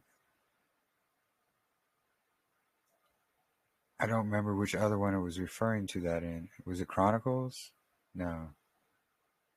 Maybe it was in Chronicles, one of the Chronicles. Yeah, it's basically showing, especially in these verses in Ezekiel and Amos as well, it's just kind of solidifying that, hey, these doors were open on these days and Sabbath days. And then in Amos, it shows them complaining, oh, when's this going to be over? When's it going to be over? As we can see, it's HaHodesh in the original Hebrew here in Jubilees, which is the same HaHodesh as it's used exactly here. So right before month 7, that following week, you have all of the tribes of Israel bringing the wood offering. And on the 22nd of the 6th month, you have first fruits / new oil.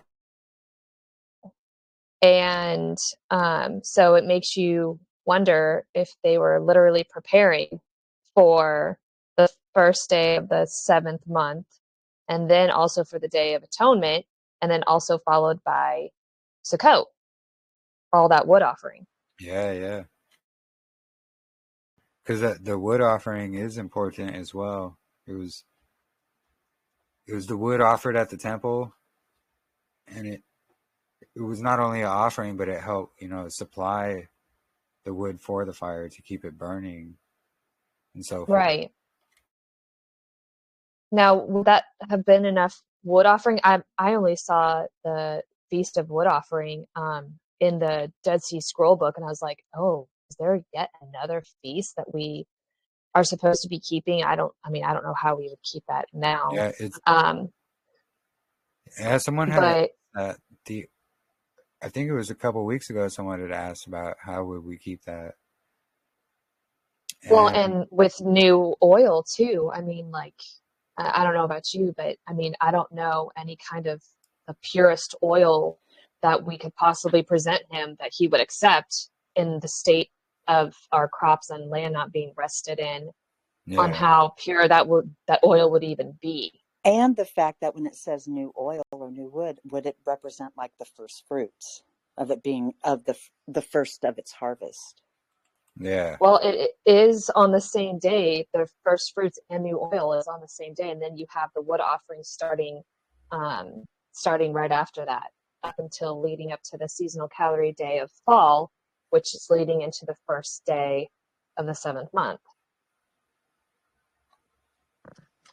Yeah, I would think that because the wood offering is supplying for the Levites to keep the sacrifice going, maybe a good way, and this is just speculation, but maybe a good way is to seek out those that you can bless, and maybe provide for or help in some kind of way, Yeah, that's beautiful. Yeah.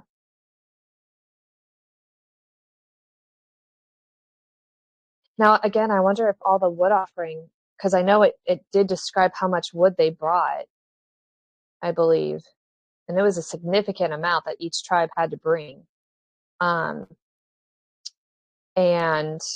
I wonder if that was enough to last them for the other year, like up until that point. I think you're right about that. Yeah, I think it was to supply for the full year. It doesn't say that in Jubilees it mentions that Abraham was teaching that you're supposed to bring fresh wood, and we typically like to use seasoned wood, but the way seasoned wood burns and things like that, it burns differently. So there might be something along those lines. Oh, absolutely. Well, and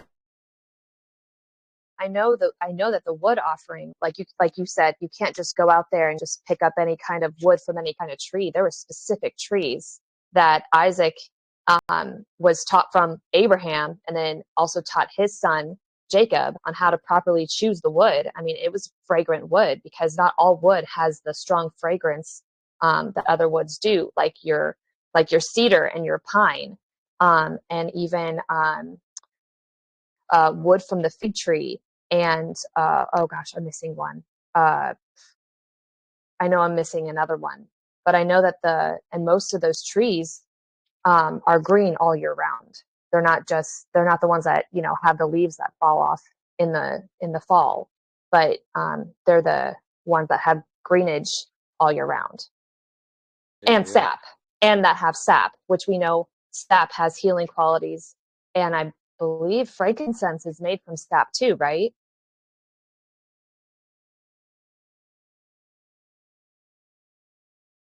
Am I wrong? I think. I think you're right. Okay. I'm not 100%. It's a good question.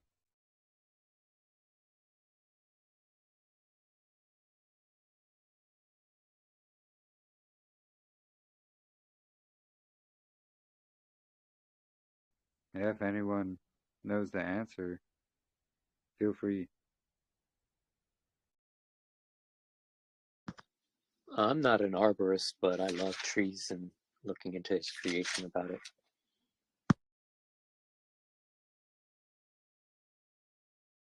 Yeah, praise Yah.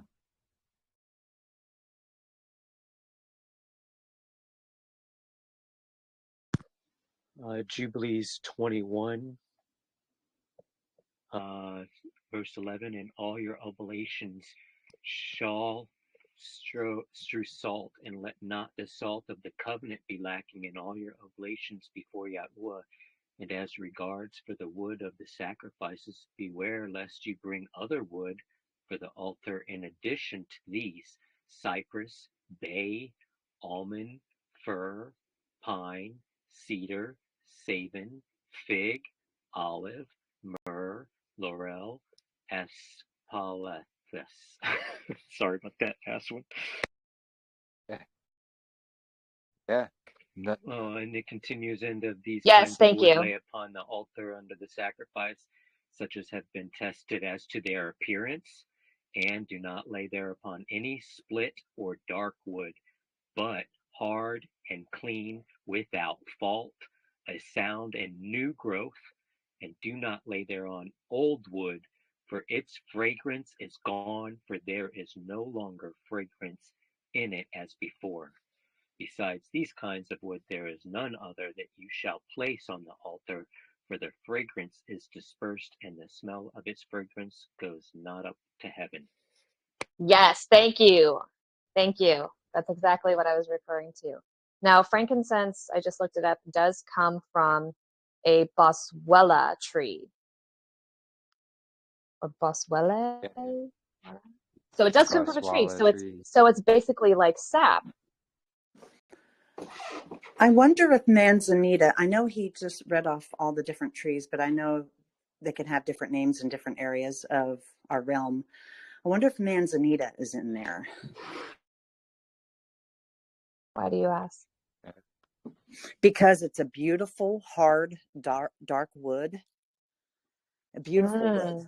And I'm just wondering if it, huh? And we know that cedar wood, people use cedar wood for their chests and for their closets to keep and preserve their clothes. And because it has a beautiful scent. But I'm just curious about the It manzanita. does. Jennifer, I already have the answer in verse 13. It did say, do not lay thereon any split or dark wood. So that would exclude it. Ma'am, thank you. Okay. Now I know cedar has some dark red in it along with cream color. Manzanita is the same way. It has a little bit of dark mixed in with some light. But I'll have to look it up. I'm curious. Let us know what you find, please. Sure. Yeah.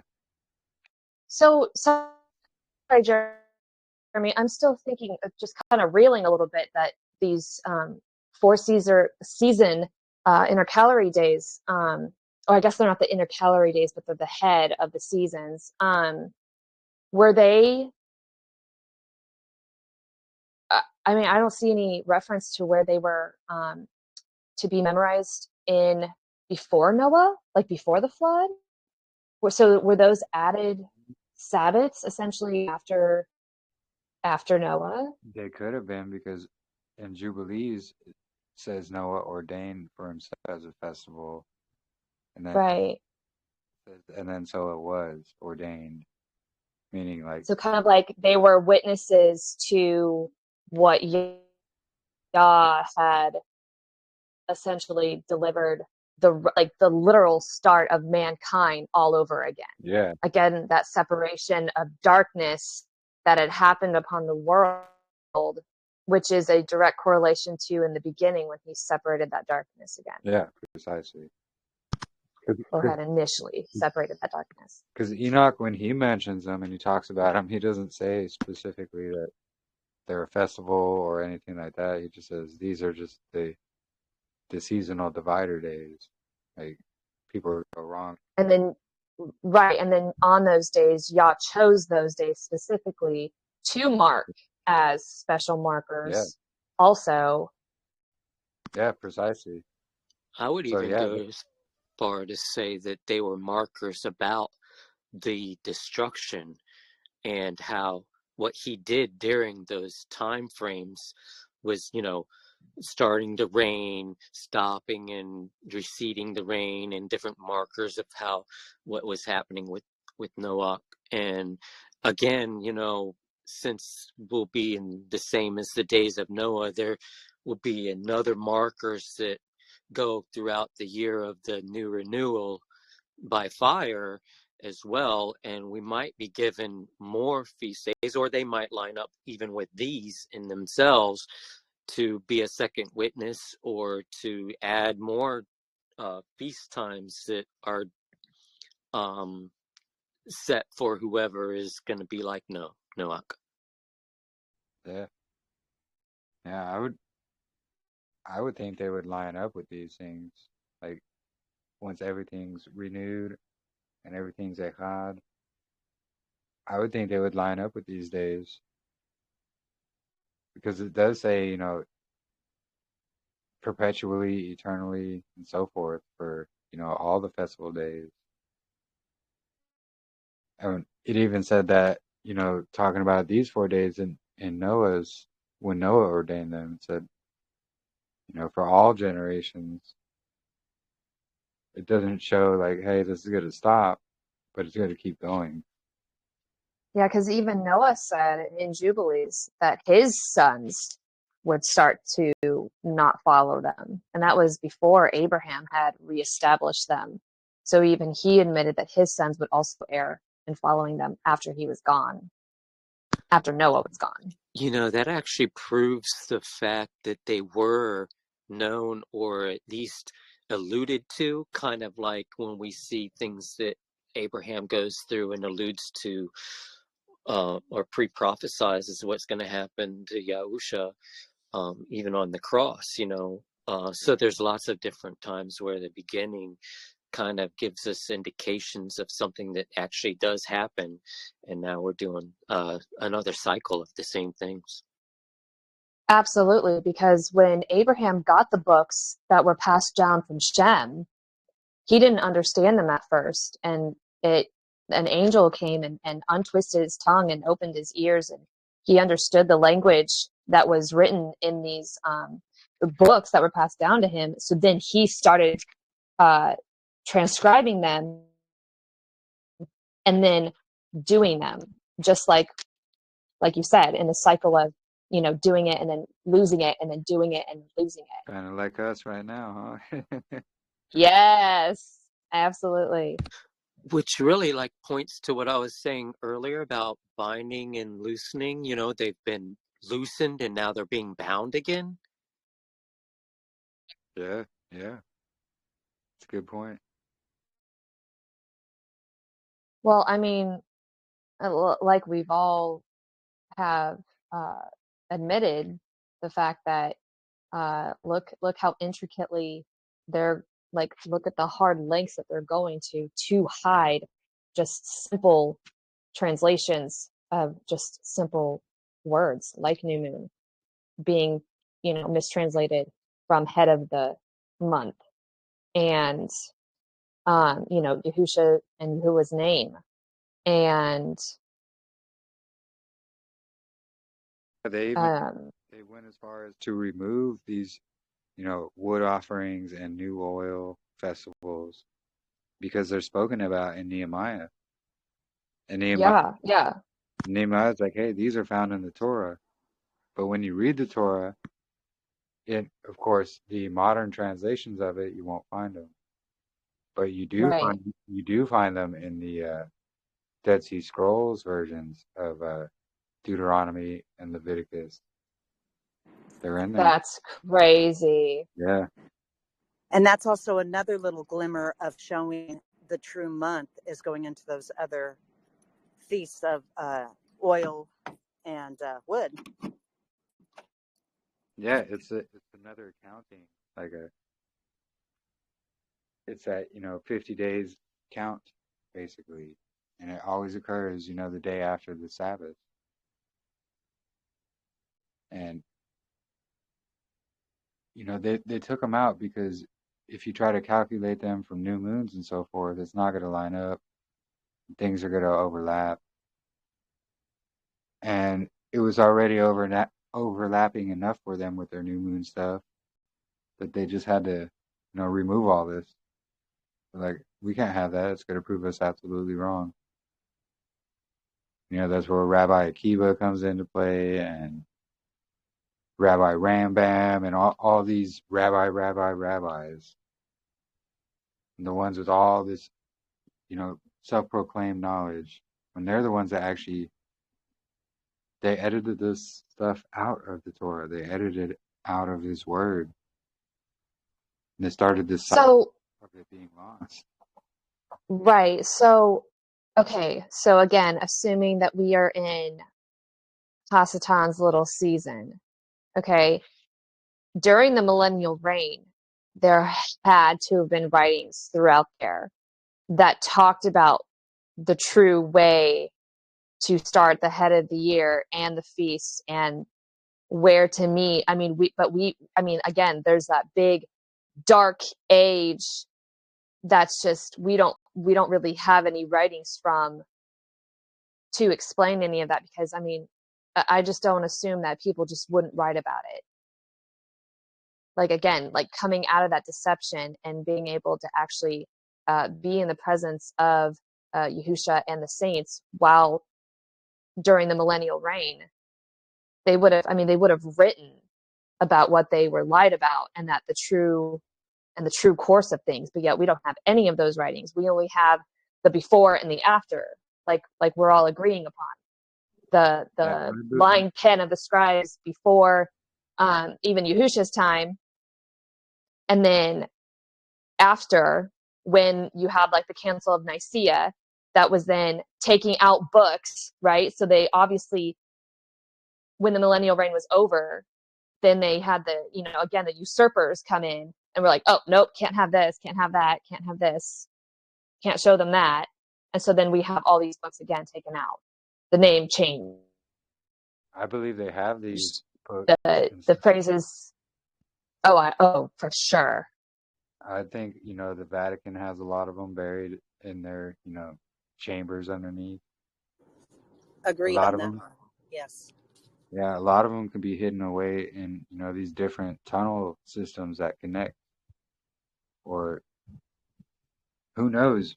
Honestly, I believe they exist, but they're being kept from our eyes, you know, and to hide the truth of Yahuwah, and, you know, to hide how we should truly start our years, and, you know, to hide these medicinal medicines that Yahuwah created, you know, like Noah's Book of Herbs or plant medicine. And it's spoken about in the Book of Jubilees. And there's just so many books. Yeah, Did they? Go ahead. They didn't find the book of herbs of Noah's, did they? They never found it in the. Abraham would have had it, and I believe Right. I agree But with I mean, Jeremy. in the I Dead believe Sea that they have, Scrolls, some of the ones that haven't been revealed yet. I wonder if it was found or in they amongst just that. don't want to tell us, because Yeah. again, like Jeremy said, it would admit to the wrong that they're doing. Because again, sure. if you think about pharmakia, everything that they have is poison to us. How else would they know that unless they know the true way of healing? Weren't they also known, like that community was known as healers as well? So wouldn't they have? There's actually a farming and herbalist scroll in the Dead Sea Scrolls. I haven't really read that one a lot, but maybe I should. Oh, we need to. Yeah. I actually noticed it when I was reading through it the other day. I was like, huh, there's a farmer's book in the Dead Sea Scrolls. Literally. Jeremy, didn't you say that there was something in the one video that we keep sharing about the Melchizedek and Millennial Reign and Dead Sea Scrolls video? I didn't finish it yet. There's so much in it that I just can't get through the first couple parts. Oh, the one where it's saying the war of the war of the sons of light and darkness and the Dead Sea Scrolls. Yeah. Is that anywhere in that? Because I think in that he says that they were healers. Wait a minute. He mentions. Yeah, I believe so. It's been a while since I've read the War Scroll, But I do believe it might say something about that Yeah. because Because I know, sorry, go ahead. no, go ahead. Sorry. Because I know that when he does renew this earth, for the final time and sin has been eradicated, it says that the tree's leaves, not necessarily the fruit, but the tree's leaves are going to be given to the nations for healing. Yeah, yeah. One of the trees that's, I don't know if it's in the garden, don't quote me on that, but there is a tree that he said is going to be given to the nations for healing. I think it is the tree of life that it's saying that about. Is it the tree of life? Yeah, And is that the same tree that's going to have different fruit each month? I'm pretty Is that the sure. same tree? I'm pretty sure. Yeah. Okay. Was that in Enoch? No, I it's in know I read it. I'm Revelation. sorry. I read it. Yeah, Revelation. Is that in Revelation? Revelation of Okay. John. Yeah, it talks about the tree with the 12 fruits, one for each month. Which, like, how poetic is that? Yeah. And I love fruit. So that also destroys that theory of 13 months because it's for the healing, well, each fruit for each month, and it says 12, not 13. Yeah, exactly. I pointed that out so many times to people who believe in the 13th month, and they have no rebuttal for that. They always go on to something else or dodge it. Like, well, no, right here in Revelation, 12 And fruits, 13 12 is fruits. a sign of rebellion. Yeah. Well, and then you got the 12 gates of each tribe that you're going to be going through too, into the city. Yep. Exactly. 12 foundations, 12. 12 constellations. Yep. 12, Yeah, 12, some 12. people want to say that there is a 13th constellation, and I never understood that there's like essentially a 13th constellation. And is that the one that they say is like the altar being thrown down? Is that the one I'm thinking of? I've, Does anybody I've, know what I'm talking about? I've heard about that. I don't know how true that is. It's something they just recently came out with, like very, Okay. very recently. Yeah, I didn't dig too much into it, so sorry for mentioning it. I just thought they were just trying Yeah, I to think they're just using that. defend the 13th. Exactly. That's Okay. what I think. They're just trying to say that and say, "Oh, look, we found a 13th zodiac." Okay. Yeah. It is in For the thousands Revelation of of years, it's only been fun. Oh, go Revelation ahead. of Sorry. John 22 verse 2. In the midst of the street of it, that would be the city. On either side of the river, there was a tree of life, which bore 12 manner of fruits and yielded her fruit every month. And the leaves of the tree were for the healing of the nations. Which So looks beautiful. like a possible quote from multiple places in Ezekiel 47, 1, 7, and 12. And I have 12 circled, so it might be that specific verse. I believe it also states it in Enoch, if I remember reading that correctly. Yes. It just may. I remember reading it in Enoch. Yes, and I will have to admit, I have not read through Enoch as much as I have Jubilees. I'm more versed with Jubilees than I am Enoch, but that's another book I really, really need to get into more. Yeah, I want to reread both of them actually, and because I've read them both several times, but especially now coming to this understanding and seeing things more deeper, reading them again would only kind of. Yeah, it unlocks. It's like another veil that's Yeah. a layer of veil that's like taken from the eyes, and yeah, I feel the same way. And it's interesting that all, like it just makes me what want we to dig find back in into stuff with Revelation, newer eyes. what we find in Genesis, what we find in Deuteronomy, Exodus, just all of the books, most of the books, they are quoting from Enoch. They are quoting from Jubilees. Yeah. Precisely. And I believe that John was quoting from Ezekiel 47, verse 12, and by the river upon the bank thereof, on this side and on that side, shall grow all trees for meat, whose leaf shall not fade, neither shall the fruit thereof be consumed. It shall bring forth new fruit according to his months, and because their waters they issued out of the sanctuary, and the fruit thereof shall be for meat, and the leaf thereof for medicine. Beautiful. I love the book of Ezekiel also. That's such a Yeah. beautiful prophetic book.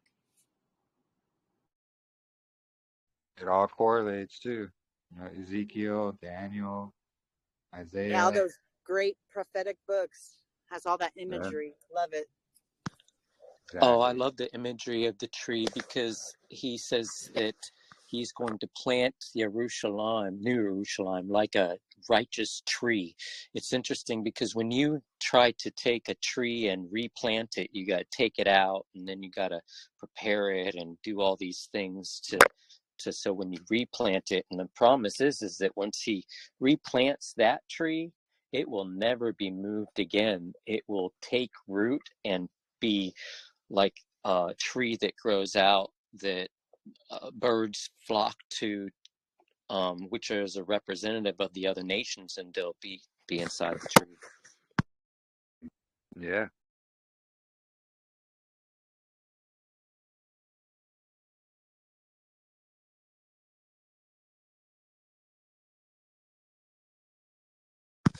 I almost want to speculate, because I have received kind of like a interesting thought that YAHUAH, when I recognized that the bow in the sky was a sign of the covenant to remind us he will not destroy the arets or earth by water. When he destroys the earth by fire, I believe we'll also receive another sign of a covenant that he will make with us in the earth. I don't know it, but I kind of had the impression that it will be a type of sign to dealing with wood. I don't know where I got that, but it was a while back I received something like that. Because that's what he's done throughout the generations. Like each time he made a covenant, like with Abraham, there was a sign. With Noah, there was a sign, and so forth. So, yeah, I would imagine it would be the same. We just don't know yet.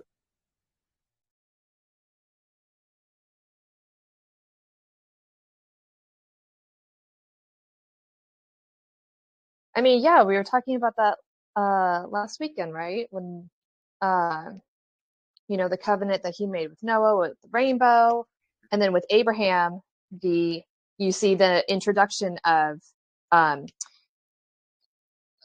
circumcision, Yeah. and then uh was there one with David?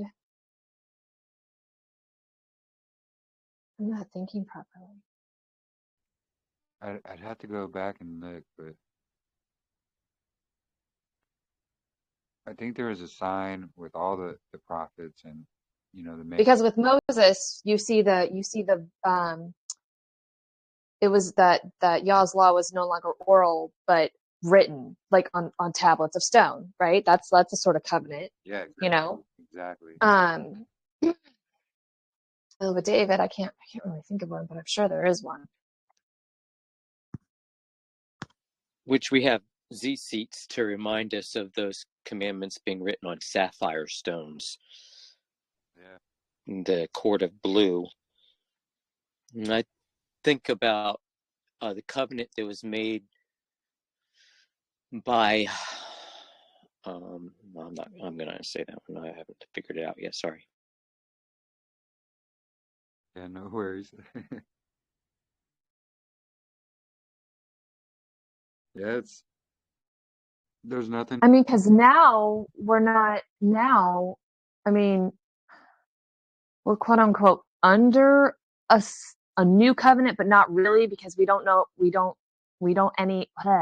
Sorry, words are hard today. We no longer have to sacrifice animals. Yeah. I just recently come under the understanding that the old covenant is of flesh, and that's why we're to crucify the flesh and live in the Ruach. And the Ruach, the Levitical law is not done away with. It was established and a foreshadow of the things to come. It is in the flesh because it's earthly. The Levites were the priest on earth.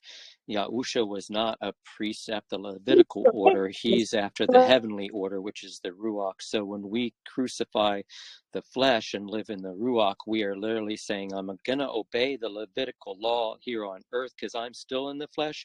But when I'm resurrected like he is resurrected, I will be in the Ruach completely as he was in the Ruach completely. And I will follow the order of Melchizedek. Yeah. Yeah, that sounds real. That does sound perfect to it, because honestly, what the sacrificial system was pointing us to be doing is crucifying flesh. And what better way to exemplify that than mimicking an animal sacrifice in place of your own body, right? So it was just a physical representation of a spiritual thing that you were, like he said, look, you don't need to keep going to the temple and offering bulls and goats every time you take a sin. Like, the point is, don't sin, guys, right? Like, all the sacrificial became so just secondhand nature. Oh boy. I have like 2 goats out back. How much sin could I do today to go and sacrifice? Like, that's what it became. Like, no. And I No. think, and it's because Yahuwah or Yahusha is doing these things in the heavens for us. And we're supposed to, in place of sacrificing animals, we're supposed to sacrifice our own flesh, die to yourself and make those, fleshly sacrifices is a thing. There'll still be sacrifices in the millennial reign, but they won't be for sin because we'll be sinless and that's all done away with. But not every sacrifice was like the daily sacrifice. Even the Shabbat is a double lamb sacrifice, a daily one. Well, not on Shabbat, but you know what I mean. So there are Thanksgiving sacrifices, peace offerings, all these things are still sacrifices, but just not for sin.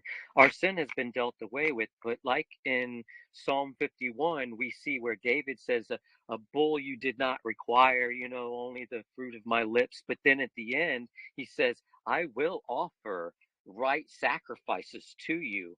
They won't be for sin because his sin has been dealt away with, but it will be a sacrifice of praise, of thanksgiving, of peace, of all those other things that sacrifices were also meant to take care of as well. Sorry, Yeah. I think I'm a little confused. So we're going to be sacrificing animals in the new earth? There is evidence of that, yes. Yeah, there So is there's going to actually. be killing, and when sin is eradicated, I'm sorry, I'm misunderstanding. So I forget which book. I think it's in one of the Ezras. I could be mistaken. I think it's Ezekiel that there's going to be the sacrifices back.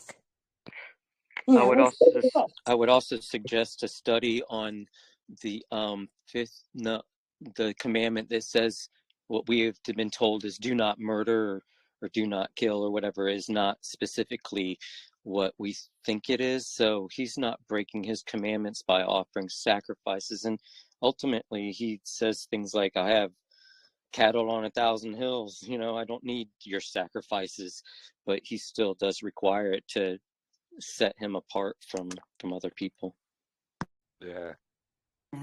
I mean, yeah, I know the difference between kill and murder. Murder is something that is meditated, and sometimes we don't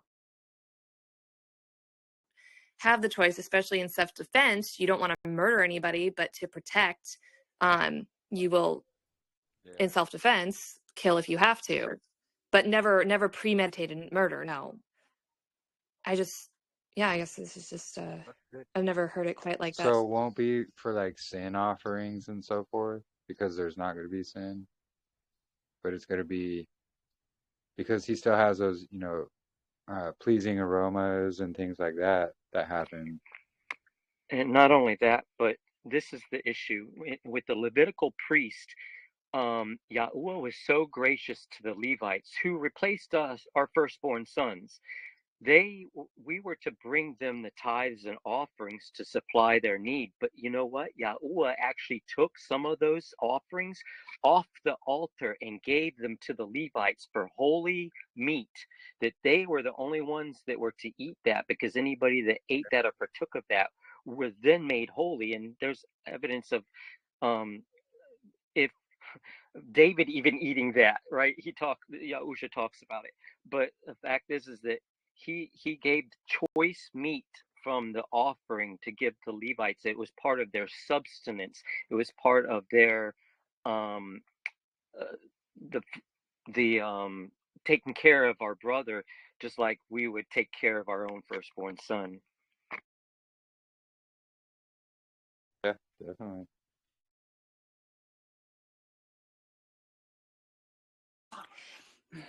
I'm sorry. I might sound like a little broken record right now, but that's, I mean, essentially, I know there's a difference between murder and killing, but I guess it's kind of hard for me to wrap my head around that there's going to be killing even after sin is eradicated. I know it might not be for sin, but that's still essentially killing. So I'm just kind of confused. Yeah, I can't see the shedding of blood when everything is going to be perfect. We're not going to see any more death, anything of shedding of blood once everything has been eradicated. Now, I just can't wrap my head around. Well, I'm definitely willing to study it out for sure, because I've definitely never heard this before. Yeah, it's in some apocryphal books, and I believe it is in Ezekiel as well, where he describes it. But are you sure they're not talking in the millennial reign? Because in the millennial reign, I can see that, but not when the heaven and earth are completely and totally... Yeah, and everything is perfect, and we're not going to see any more death. I mean, our shedding of blood, okay, give me 1 second. I'm going to explain this to you. All right, so when we are resurrected, we are after the order of Melchizedek. We'll have glorified water bodies. We will be like the Levites were to Yasharel. We will be to the rest of the world. Now, just like we've seen Noah renewing the earth, he was in the flesh.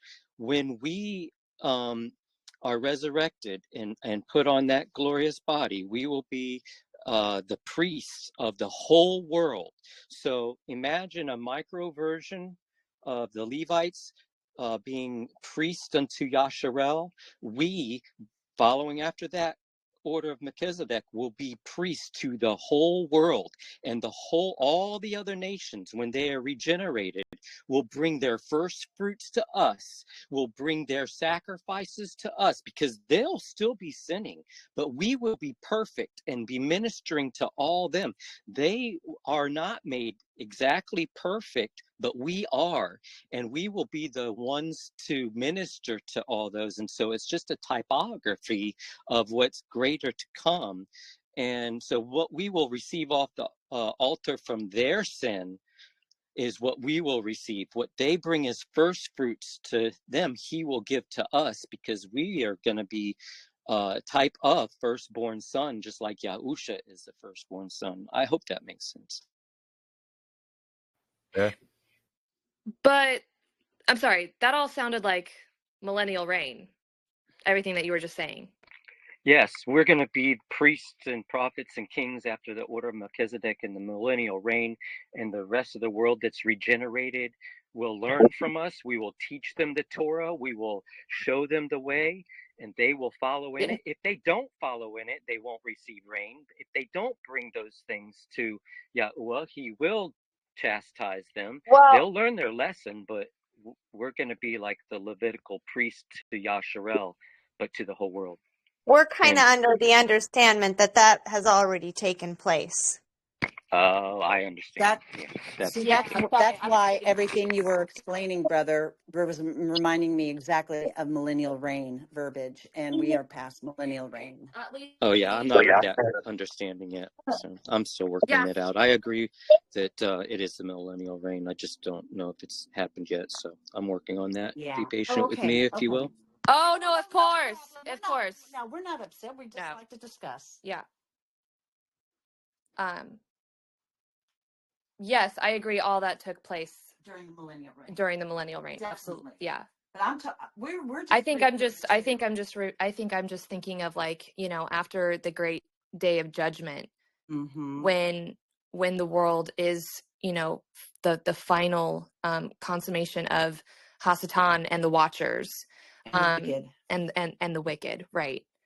And then we're in eternity. In eternity. There's not going to be any It's shedding. confusing to me that there could still possibly be the shedding of blood after the great day of judgment, after he's officially renewed everything, and I sin see what will you mean. I see what you no mean. longer be abound.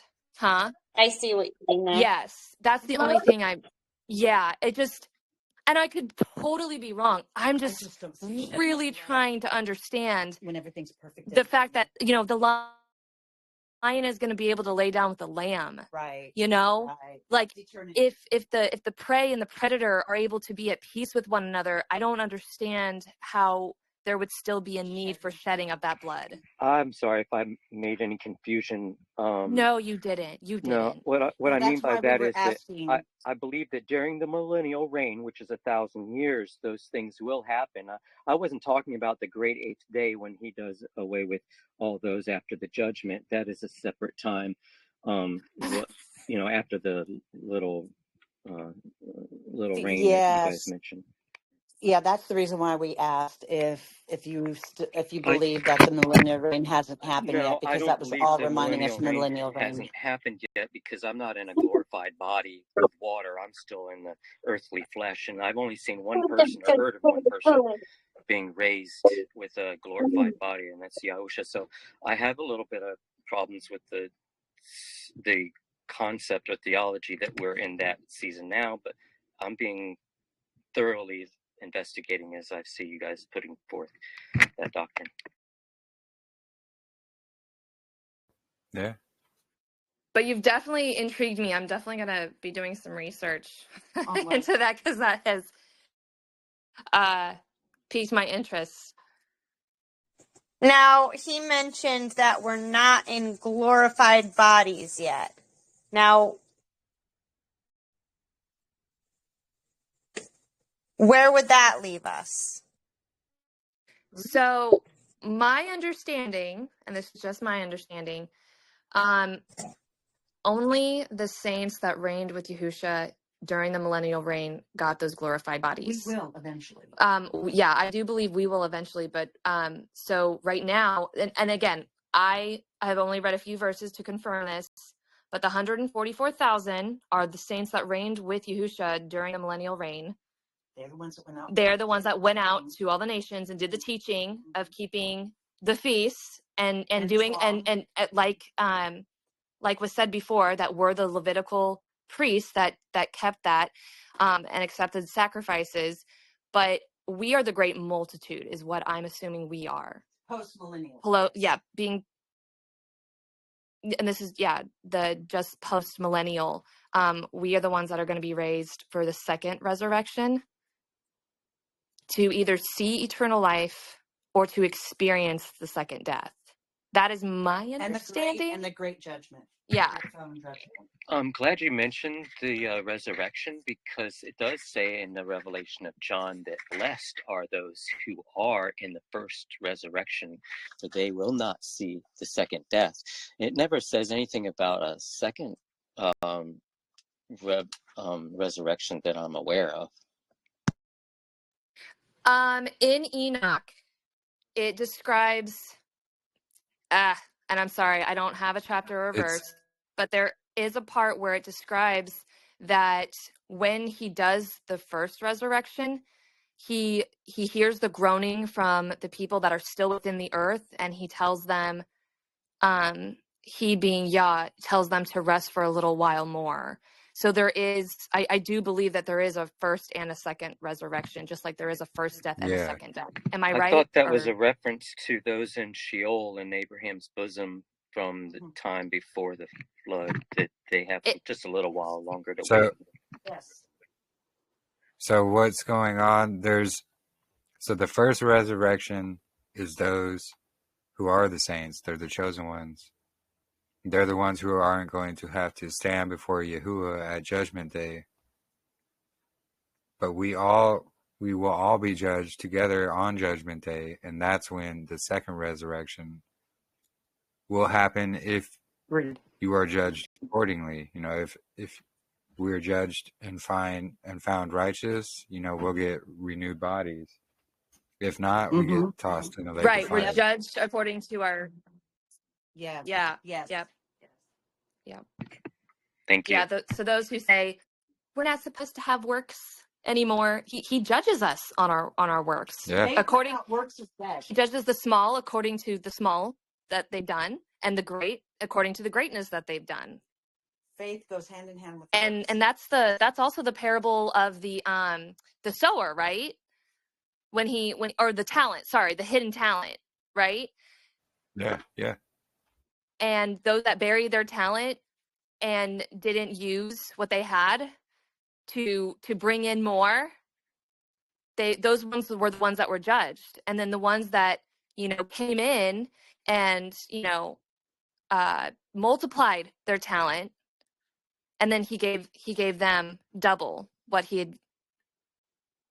had previously given them, because they went out and doubled it also. Yeah. Works of God. Such a good parable. Ooh, what's It is. Yeah, I want to be one with 11 cities. Yeah. Because when the guy hid his talent in the ground, he was thought to be really bad for doing that. And so his talent was taken away from him and given to the one who doubled his to 10. Yes. Whew. Oh, I'm enjoying this discussion. Praise Yah. Yeah. Yeah. A lot of ruach. I was just about to say.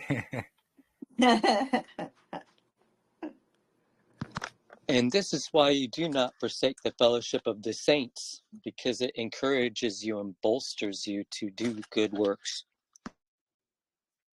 And we also glean from one another. Iron sharpens iron. You know, praise his name. Man, it's beautiful. Yeah, absolutely.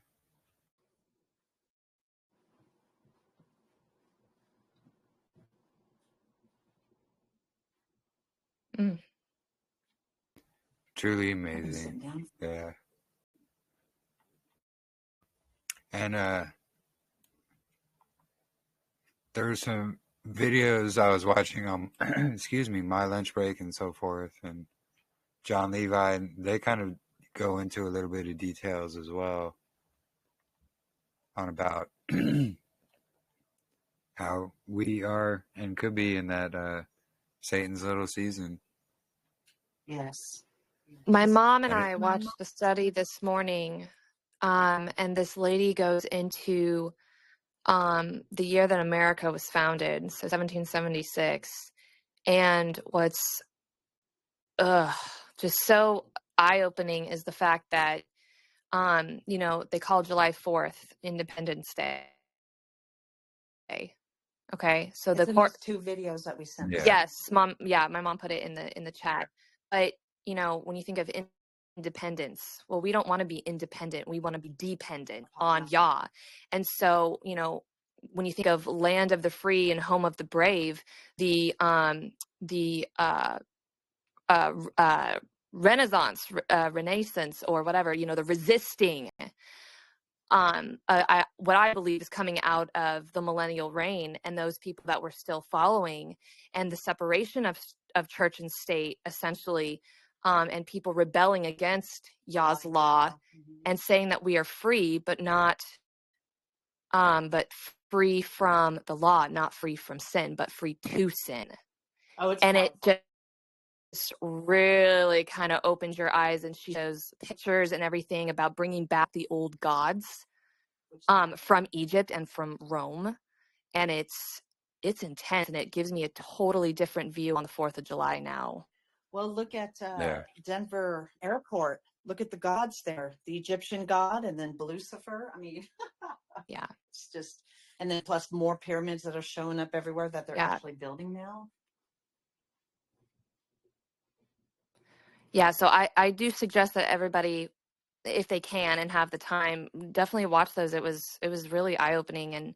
And again, you know, you have to look at the verbiage. She keeps talking about, you know, like liberty and libertarian, and she produces a couple Bible verses from Acts, I believe, about the libertarians or something like that. And again, we know that the English has all the verbiage and spelling and everything, and so it kind of goes back to just understanding what words mean and how we're using them today.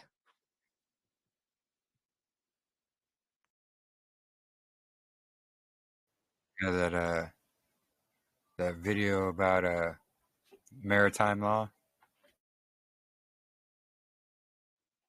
Is that what you were Yes. referring? Yeah. So this one is a different Mhm. one. It basically goes into what happened right after the millennial reign and into the start of when Hasatan was set loose again for a little season. The basically transition of where you see Them rebelling against the last remaining bit of the righteous people from the millennial reign. And you can see like the distinct correlation between the two, and then you start to see a lot of the paganism coming back in full force. I mean, it's crazy. Like when he got let loose, Yeah. I mean, he got let loose hard, and he was like ready for round 2. Right.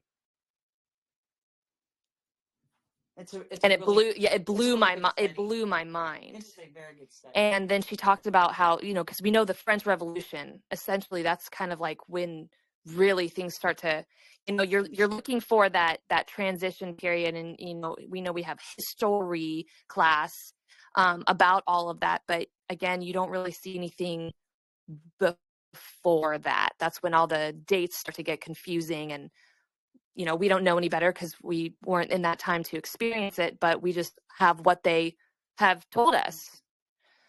So, but again, you think of, you know, revolution, you think of the verbiage of liberty, justice for all, you know, again, like do what thou wilt, liberty to do whatever you want.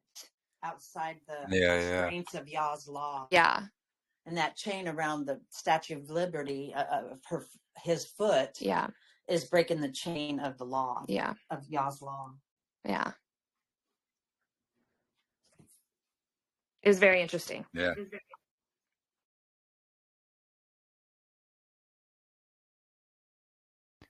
I was trying to find the video on that. I just seen it, but now I can't find it.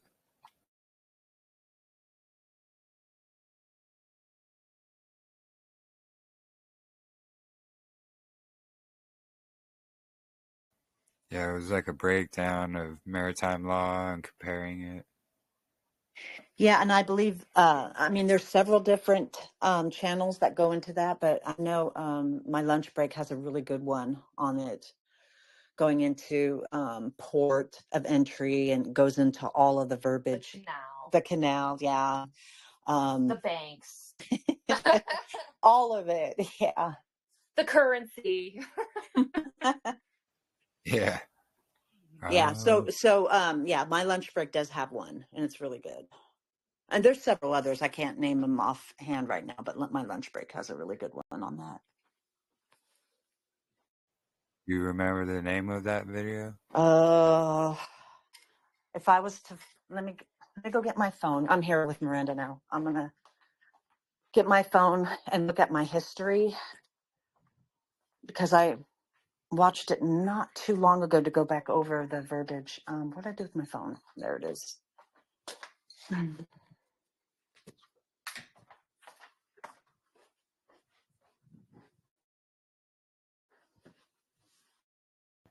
Because if it's not too long, I could play it really quickly and share it on screen. It's a half an hour long. Most of his videos usually are about up to 20, 30 minutes long. Is the average span of most of his videos. Mom's looking for it. Yeah. I'll be honest, if I was to make a video, I don't think I could get it down to less than any of that either. There's just so much to talk about to cover, right? Condensing in a short period of time. Let's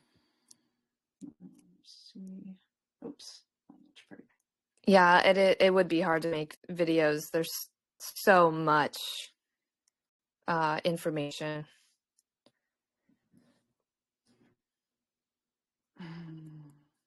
Father help. Yeah, it's not easy.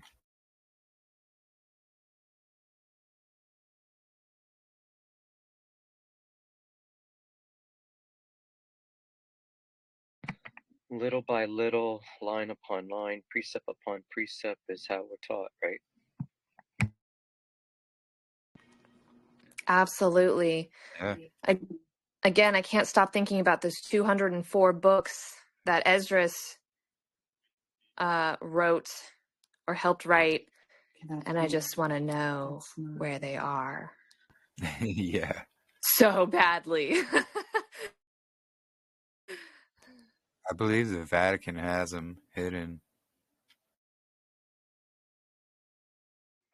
Because they are the ones that, took over, basically. They have all that hidden information.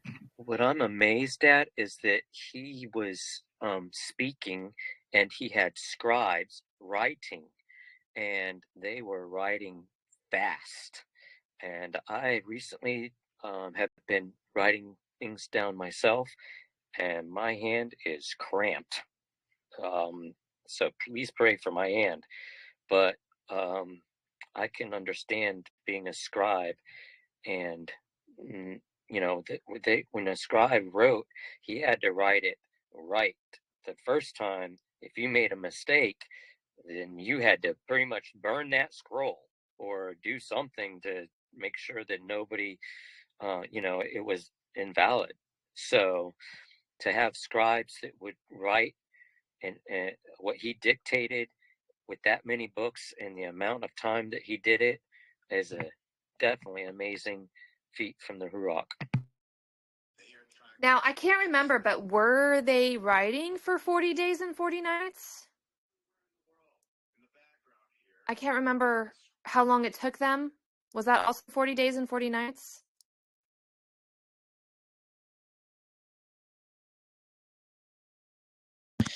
I'm not sure. I just know that 200 books is a lot. Yeah. 204. Yes, it is. And it makes me wonder if he was rewriting the books like Enoch and Jubilees.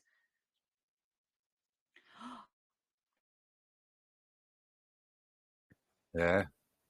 Because again, you have to think Yes, this was before the New Testament, essentially. So that's not even including the New Testament books. Hey, Jeremy.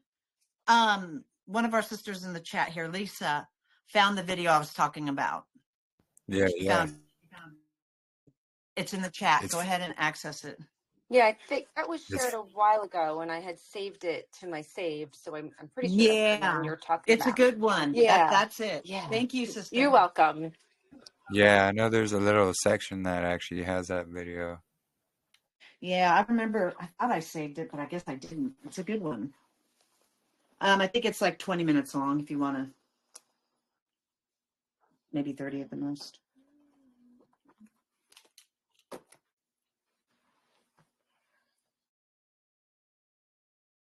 Yeah, give me just a second. Let me get to the screen share.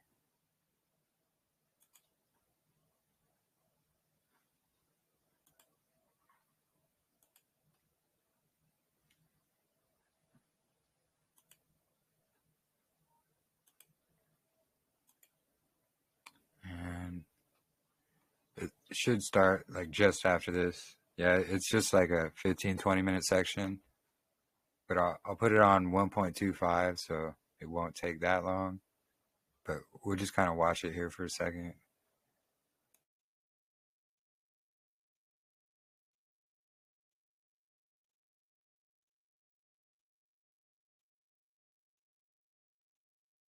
They were literally crucified by this man who looks like an angel, but he's really a devil. The Earth is comprised of 1/4 land and 3/4 water, geographically.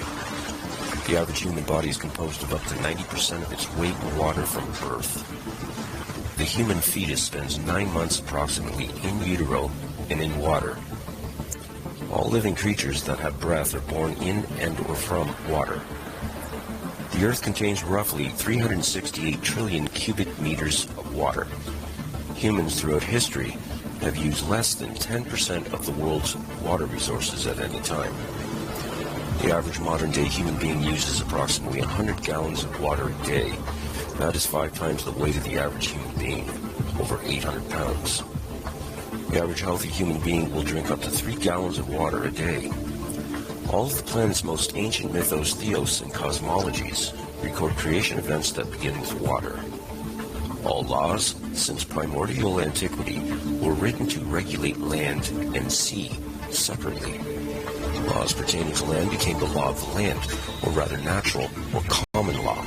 And laws pertaining to the sea became law of the sea, or rather maritime admiralty law, which is international law and the same everywhere in the world, no matter where you go. All laws since time immemorial originate from and are based upon ecclesiastical or canon law, by the ancient laws and ecclesiastical right of kings. Natural or common law primarily preserves the inalienable rights and needs of human beings who live on land, differing between nations. The law of the sea, or maritime admiralty law, primarily grants the right that is legal to conduct merchant, banking, corporate, international commerce. Seeing how living persons cannot live on or in water for extended periods of time, and the Earth's seas have been used primarily for travel since antiquity, regulation of the sea for merchant, trafficking, shipping, and commerce through law became necessary for the merchants of nations to do business internationally. The law of the sea, maritime admiralty law, is universal and transcends all national boundaries and laws legally. What is legal is not necessarily lawful. Natural or common law, the law of the land preserving the rights and freedoms of living persons, is lawful. Maritime admiralty law, or UCC, Universal Commercial Code, is legal, and that legal robbery and murder. In ancient Rome, a Roman maxim law stated that he who will be deceived, let him be deceived, which means the responsibility of the deception is on the one that is deceived by it. Basically, if you get it up the hoop, or what we commonly refer to as being stiffed, shafted, that's your problem.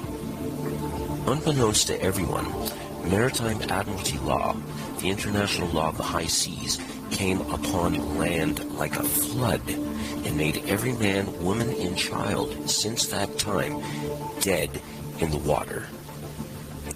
The word maritime comes from the Proto-Italic cognates mer, mar, mare, and mari, which all mean water. These cognates are found in words like commerce and merchant and maritime. The water that flows by currents in rivers is directed by the river banks. Water that flows in the world of maritime admiralty law is money, because money is water. Money is currency. It's liquid, as in liquid assets. Money, or monai, mono-I, or simply one eye, in maritime admiralty banking laws, is the lifeblood, the cash flow of the system of merchandising and traffic. To traverse this fictional world, there must be ships. Ships traverse water or the sea, and when they come to land, they come into a port. When you plug your electronic device into a computer, you're plugging it into a USB port, a universal serial bus port. The world of the internet is analogized with water as well. We have the deep web, and when you do a live social media broadcast on the internet, you are streaming the show. When a ship pulls into the port, it comes down a canal to where there is a dock, and there the ship is tied off. The ship's captain submits to the dockmaster a manifest of birth, a license and manifest of goods and services being delivered by the ship to the dock. The dockmaster signs the manifest claiming the cargo as property now of the ward, which includes livestock.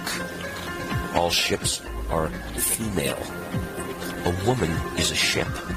A man is a fabricator. A man delivers semen into a vessel.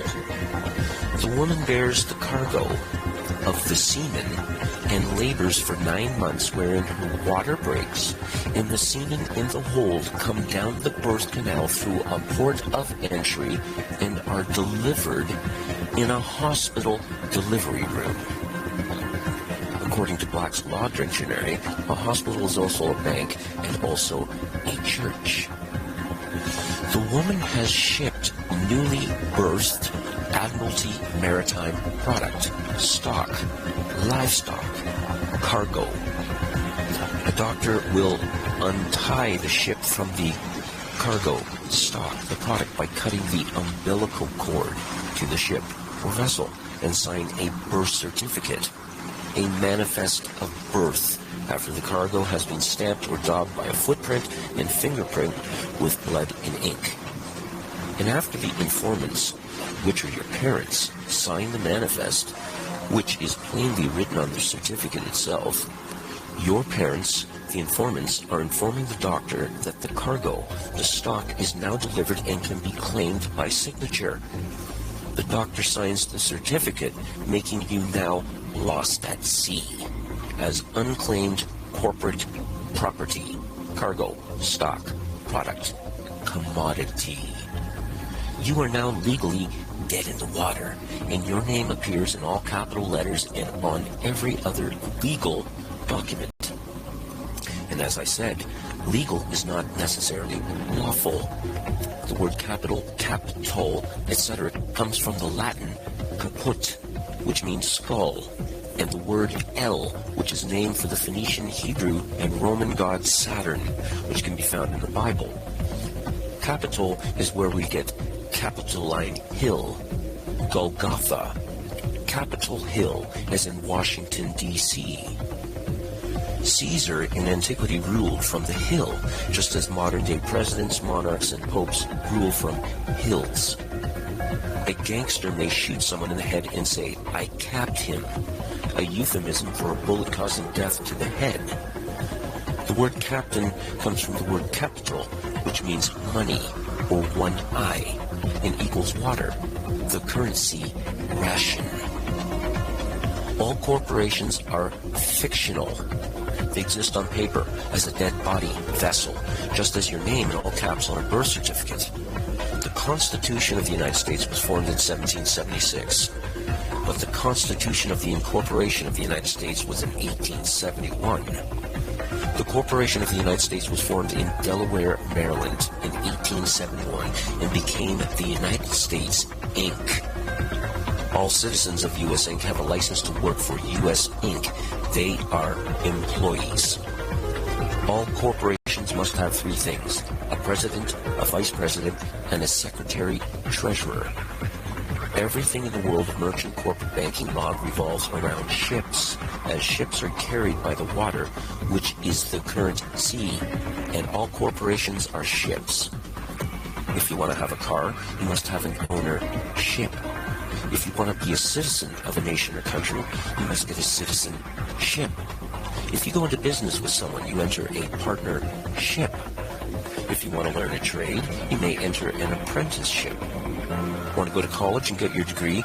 Get a scholarship.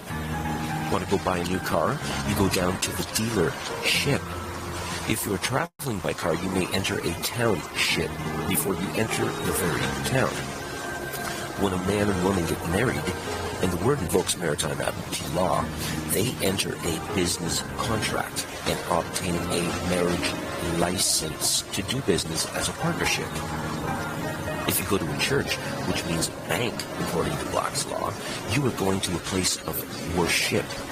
Everything is a vessel, a fictional ship created out of thin air on paper in the sea of corporate commercial banking laws of pirates of the high seas. A person, according to Black's Law Dictionary, is a monster. According to canon law, Goyim translated from the Hebrew to mean nations, cattle, chattel, animals, beasts, non-human according to rabbinical sources which are authoritative, and ecclesiastical or canon law, which includes Talmudic rulings. Goyim have no rights. Admiral or admiralty laws apply to the authority of the captain, who is the admiral of the ship. The captain, or rather the admiral, who has absolute power and control of the ship, can make up the rules as he goes along. The word admiral comes from the cognates admire, and the Phoenician Hebrew Roman name of deity, Saturn El. Wherever there is a crown, you had better admire and have admiration for the king who is the captain, commander-in-chief, or else.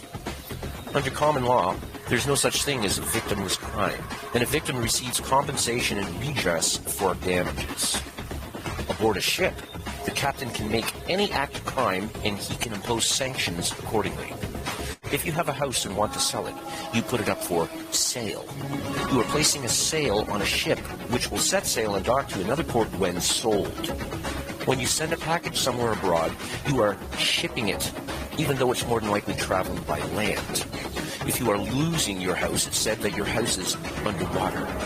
If you get in trouble with the IRS, or if you go to prison, it's said you have landed in hot or deep water, and someone has to come and bail you out. The ship pulls into a port and gets tied off at a dock. When you go to a court, your case is placed in a docket. All courts in the land are judiciaries. They are judicial courts operating under mixed Roman, common, canon, and admiralty maritime law under a crown. They are ships docked on land.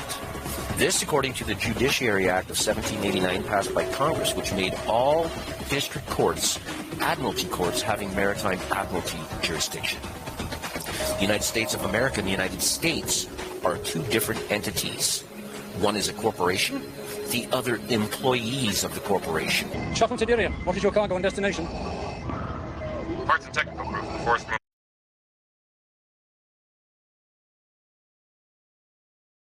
All right, so yeah, just wanted to show that. Pretty interesting stuff. Makes my brain hurt. That's why we don't know our own language. We truly do not know our language. Truly. How many times did they mention Saturnalia? 2 or 3? Yeah, I saw that. I saw that. Yeah. Right. And I'm sorry. So the Jewish people refer to us as goyim, which means monster or beast. Yep. Yeah. Yep. We are nothing. Exactly. Under their feet. Shabbat shalom. Yep. That's why they Hey, spit on shalom. us whenever we go over there. Shabbat shalom. Shabbat shalom. Shabbat shalom.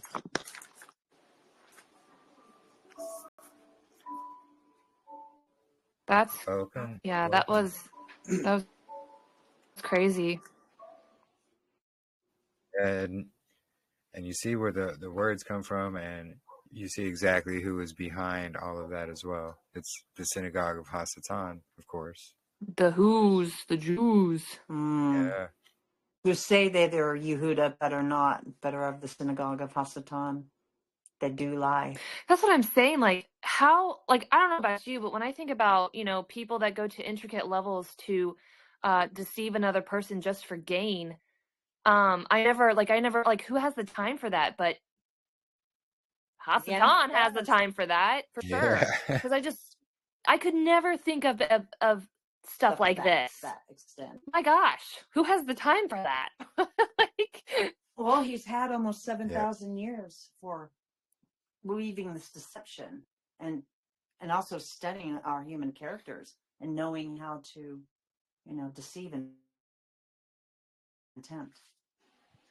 Yeah, it's fun when you realize you're dealing with a 6,000-year-old cult that's here to lie and deceive you. Oh, my goodness.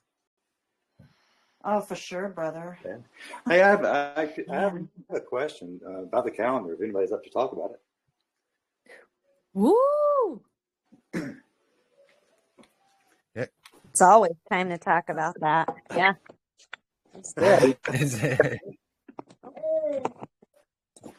I don't know where this group stands as far as the Enoch calendar, but has there been a consensus about a 0 day? Woo! Yeah, basically that's what we got.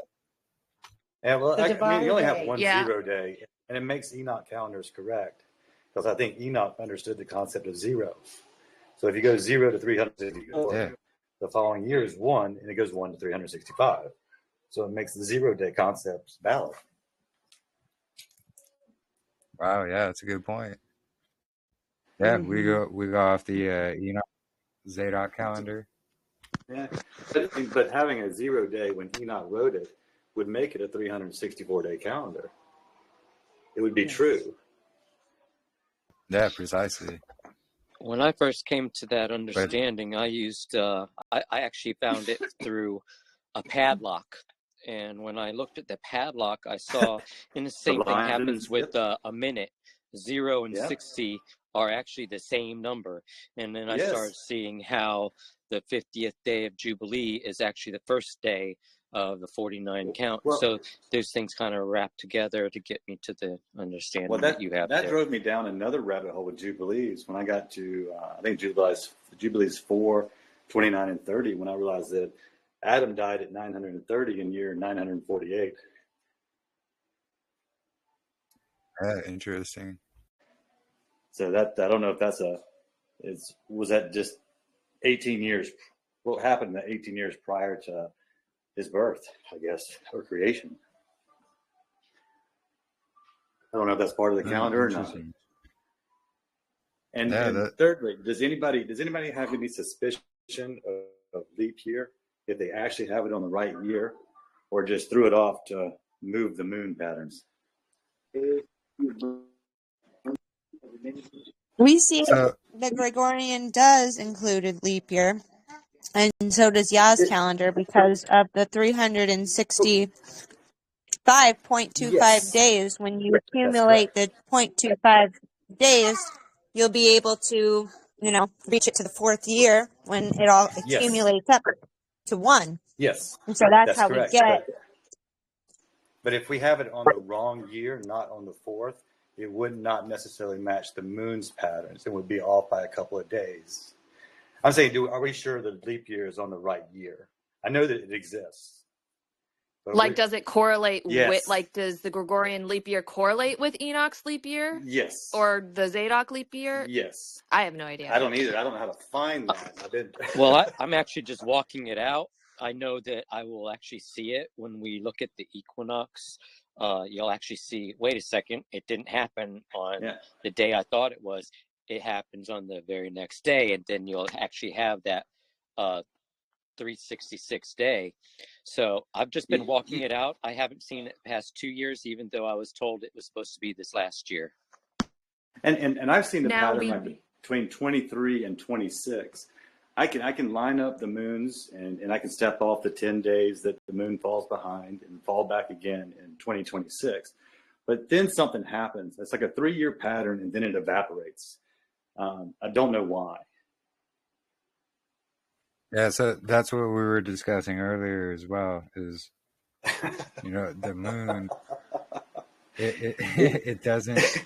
It doesn't quite jive. It doesn't line up. In theory, if the leap years were shifted, if they put it on an odd year that doesn't fall in correlation with the current, because the moon has to go through all 6 gates too every month.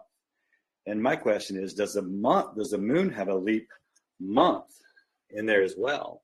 Because it does travel the same path as the sun. Is that correct?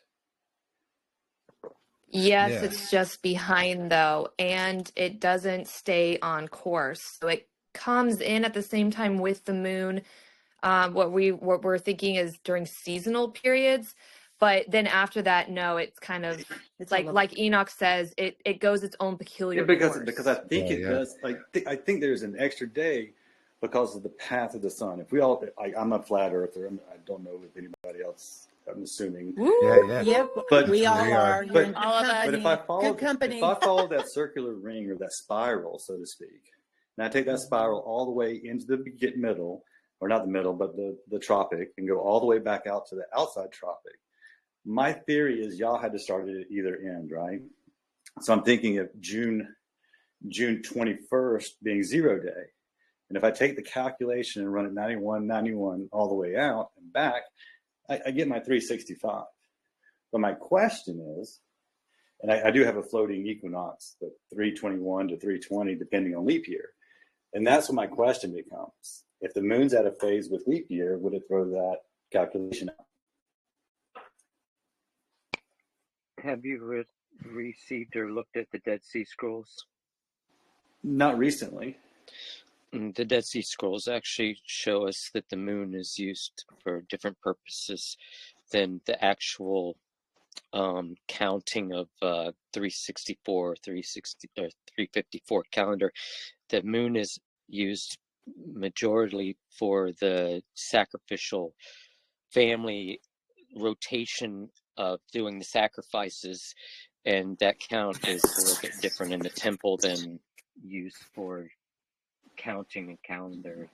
Yeah, it's also used for agriculture as well. Yes. And Enoch says that in second Enoch, it is for seasons. And he says there's 365 and a quarter sunsets also in second Enoch, if anybody's read that. As far as the moon cycle and the sun cycle, you look at the analema, and it does show you that they take the same pattern, use the same gates. It's just the fact that the sun does it in a year and the moon does it every month, and that's my why question. she seems out of season. Is there a leap month that we're not calculating? If the moon takes the same path as the sun, and the sun adds a quarter day every year, and why wouldn't the moon add a quarter month every cycle as well? If they follow the same path. So that's what we've been trying to figure out and see what's going on, because we know. I'm sorry. What we know is, oh, no worries. Sorry. What we're figuring out is, it's not these different phases of the moon that we're supposed to be going off of. It's when it's going into the same gates as the sun. Yes. And I know that the new moon is the same position of the sun. And 180 is the full moon. It all makes sense. I just can't. I can't make it work, I guess. And it's like Enoch 74:12. It's talking about it's just the sun and the stars that are bringing in the year. But it also says the moon brings in the years exactly, and he uses the S there. That's what we went over just earlier today. So we were showing how the translations that insert the moon is used for years are actually incorrect. Because when you look at all the verses around there, it's talking about how the moon's going to be coming in short and so forth. So by having it say, those translations that insert moon there instead of sun and stars. Gotcha. It's basically contradicting what Enoch was just talking about. And then not to mention, the plural they for the singular word moon afterwards. Because we just showed it earlier. I know I'm new to this, and I apologize for if you've heard these questions 100 times. No worries. Maybe he never apologize. It's totally fine. So basically, in that verse, if you look at the translations that say moon versus the ones that say the sun and the stars, so either way in that second sentence, like it's going to say they. So when it's saying the moon brings in the year completely, and they for the singular word moon. So I was just saying how that's another clue as to, how the moon should not really go there, and it's the sun and the stars. Because when they change it from the sun and the stars to, they, and they take away the sun and the stars and only put moon in there, it's still saying that, they.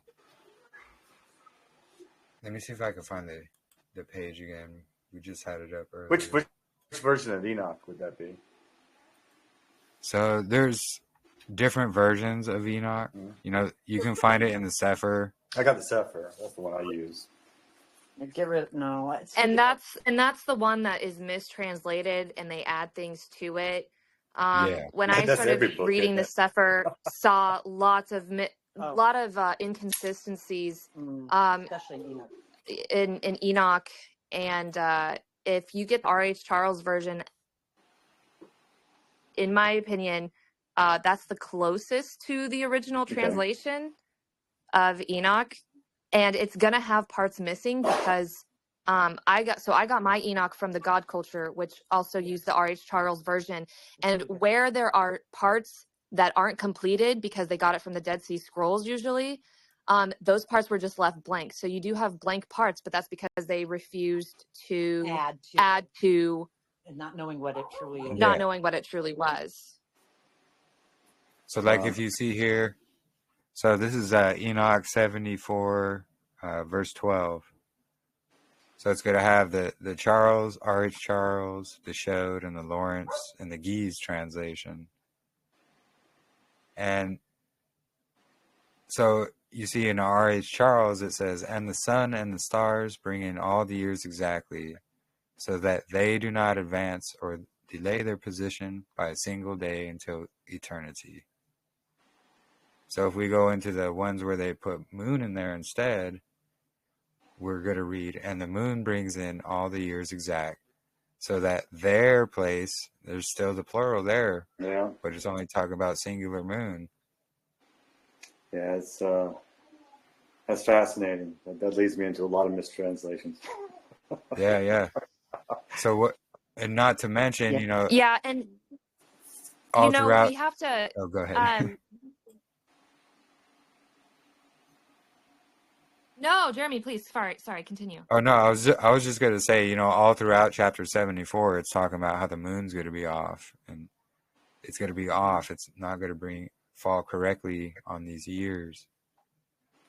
So for it to be translated to moon right here, where it's saying the moon is bringing in the years, is contradictory to everything else in this entire chapter. That's saying how the moon's not gonna line up with the years. Yeah. It's just some little clues and hints that will show, you know, hey, look. Yeah, and I know for me it helps to. Sorry, Jeremy. No, go ahead. So for me, it helps to take things that we have nowadays and compare them with the truth of Scripture also. And something that I had mentioned earlier was the fact that, you know, we have many temples and historical sites that line up with constellations and the equinoxes and solstices, but yet you don't have any of those historical landmarks that are at all lined up with the moon because it's not constant. And, you know, with people that did worship the moon, people that do worship the sun, people that do worship the constellations, they made, totems for them, right? Because they were constant and they could chart it because they were constant. But yet you don't see anything that is made that is in aligned with the moon because it's always going its peculiar course and never comes at the same time. Are you guys ready for the 21st when the first 6 planets align? Yeah, I heard about that. And I then did on too. February 28th, all 7 align. Huh. That's interesting. I have not heard that. That'll be interesting. That reminds me of Hercules. When the planets align and the portal is opened in the ocean to release the Titans. Hey, what? What? No, so in Hercules, the Disney movie, Hades is given a prophecy that when all the planets align, it's going to cause like an opening in the ocean where it shows where the Titans are bound by Zeus, and Hades can open that portal when the planets align. I'll be darned. That's interesting. That would be February 28th. Of this year. Yes, ma'am. Okay. This is what's gonna happen. All the planets are going to align, and we can speculate what is going to happen on that date. When did this ever happen before? I have no idea. Oh my, that's interesting. Now, planets we know aren't planets, but are they just like major, so they're just like major constellations, or they're just stars, or? They're the wandering. They're the watcher angels, the fallen. The fallen. That's why they're wandering. They left their post. Not watchers. Yeah.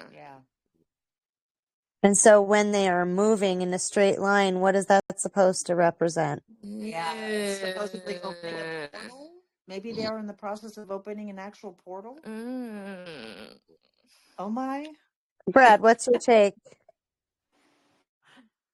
Allowing more of the demons or whatever from beneath to come up out.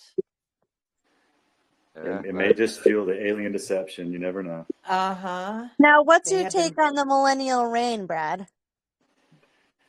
I've had this conversation many times, and my take on it, and I didn't believe that it had happened because I didn't see the kingdom. The kingdom would have to be in the backdrop, would it not? Wow. So I did not believe that it had happened until my wife pointed out the aurora borealis. And then I've seen some things on Admiral Byrd that he may have lied and went further north and actually gotten a picture of the city in the sky. So There you go. I don't know. I don't know. Yeah. Wow. And also have evidence that they added 1,000 years to our calendar. Yeah. Well, Yeah. the Dark Ages. Yeah, Yeah. from was it 582 to 1582 that they added 1,000 years, and Right around the time that the Gregorian calendar came about. Well, Yeah. it all came from money. Like I-600 or J-600 became 1600 because the only way people got their information was from the church, and we know what the Catholic Church is. Yes. Yep. So the deception is there, and we know who rules this world, and he is a liar, and the truth isn't in him. Sure. The father of lies. The beast that got healed from its deadly wound of being bound. Yep. Yeah. Hasatan being released shortly before 1776. Yeah. I can see it. I can see how all of this, and I can see the architecture, and I can see I can see how things were different, and I can see Tesla. I've seen the Tartarian. I've seen the multiple firmament rings. It's crazy. I know, it's hard to wrap your head around. But yeah, yes, if the kingdom is truly there in the aurora borealis, and that little time where all the nations, and I think we're there where all the nations are being deceived. Yeah, because everything is a lie. Everything's a lie, and everything is a lie. Between, we're in the matrix, the lies of the matrix. I mean, it's literally the truth is what they want you to tell you so they can control you. And the Bible says his people will be lost to lack of knowledge. Yes. And they're trying to learn this worldly knowledge and missing godly's knowledge. That's the whole thing we were. Yeah, they could keep their worldly knowledge. Yeah, I want no part of it. Yeah. And the thing is, the same events are going to play out before and afterwards, because time afterwards is going to basically go to play in reverse until Judgment Day. That's what we've come up with. Well, I've come to my 2 cents on this. The mark of the beast is going to be tied to blockchain, and it's going to definitely be everything, because everything's going to be on blockchain. You're going to be voting on the blockchain. Your money's going to be on the blockchain. Your medical's going to be on the blockchain. Your whole life is going to be on the blockchain and controlled by your social credit score. Yep. Everybody connected in a hive mind like mentality. Yeah. Yes. So I firmly believe it's coming, in this great reset with the crypto and everything that's about to happen. I pray everybody guard themselves for financially what's about to take place. Now, how do we guard ourselves from that? I know everything's going to go digital, and it's going to be problem, reaction, solution.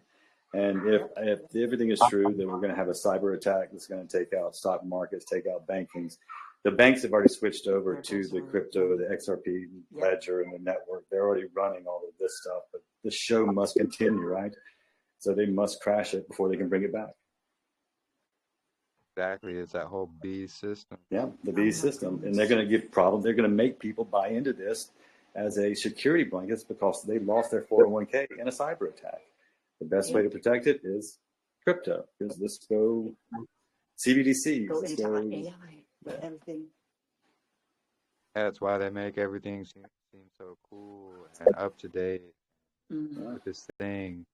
They do that, and then they get everyone thinking that and accepting it, and then when they mandate it, the majority is not going to have a problem with it. And it's cool. Exactly. It's like the Ouroboros. It's the snake shedding its skin and eating itself. That's why we're finding out about Diddy and Epstein. They're shedding dead skin to bring on their other system. We were just talking about that earlier. Yes, we were. Sorry, I came in late to this conversation, but Yeah, I do have to run. but they're obsessed with rebirth. You know, the whole phoenix from the flames or from the ashes. I should say, but Chaos, order out of chaos. Yeah, and I don't know about any of you. You mentioned Phoenix and Gematria. I know the Phoenix is 91. They're on 9/1. There were 91 wildfires, and Bitcoin hit 91,000. Oh wow! Yeah, numerology. Yep. Brad, how did you find us? Micah, House of Pacey. Micah, we're friends with Micah and they're sweet. I like that couple. And Rebecca and Tabitha. We know them really well. They're really good. Beautiful. I'm so glad. I'm so glad that you joined us. Honestly. Well, Micah said that he found a group to talk about the calendar, and I've literally been obsessed with this for about 4 years, and I keep getting stuck at the same place. And anytime I find a group of people who understand the words I say and understand Scripture, you can have a conversation about the calendar instead of arguing about the calendar. That's what I don't want to do. Exactly. Hallelujah for that. We're so exciting. We are glad you're here, brother. So you believe that divider day in between the years you've been seeing it as day 0. So if you start the entire calendar, start the whole world, even if you start Jubilees, you can't have the 50-year Jubilee without the first 49 years. You can't have day 1 without the first 24 hours. So the 0-day concept is you have to start from nothing. So the very first year goes from 0 to 364. And it starts on day 1 the following year because you can't have another day 0. And then from then on out, it's 1 to 365. And that's how we do math, right? We do math 1 plus. We don't use the concept of 0. Okay. Yeah, exactly. Do you see that 0 day as being the equinox like we do? No, I see it as being on the end of the circle, either a June or a December. I see it either be like 6/21 or 12/19 or 12/20. And what that does, if you do the 91 plus, it lines up.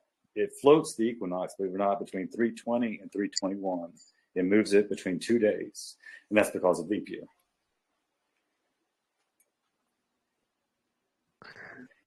So I believe this cycle started at one end, not in the middle.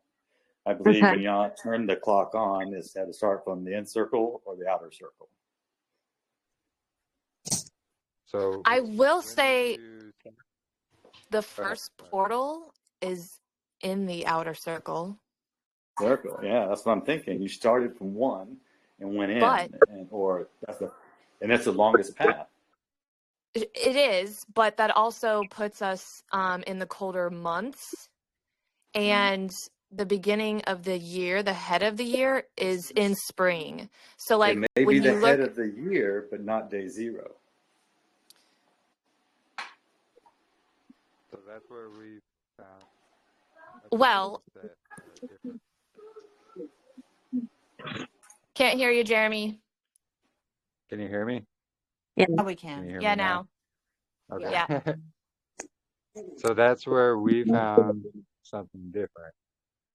And we're finding, which is something we're going to do, is start tracking it at the head of this year in the spring.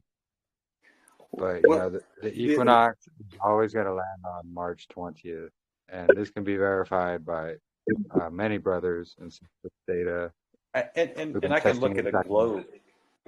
I have like a 1985 globe, and the analemma has December 20th and June 20th as the 2 ends of the analemma. And my other question is the longest night, and when it comes out of that, it hangs on the Southern Cross for 3 days. And is that as we're moving backwards in time? I have so many questions. Yeah, no, we're interested in testing things out, but we've That was always my found so it's always going to be the day 4 marker, the day 4 of creation week marker is going to be the equinox. Yes, I agree. So in And creation week, oh, go ahead. oh sorry, so in creation week, in Genesis right there, there's that void of time before time, basically. Yeah. Before the Genesis light. 1 and 2. Yeah, before that, the light is the marker for the day starting, like day 1 starting. So before that marker, voidness, Mm-hmm. which is also what the excess sun of the sun and the stars is every day or every year, which is 1.25. That's where we get all that. But that's right, because there's there's 18 parts, right? And we use 24 parts. yeah, so exactly. So what we found is March 16th is going to be the equal lux or equal day and equal night that happens, and it occurs in the land of Israel, or also if you're in between the 30 and 35th degree parallel line. Yeah.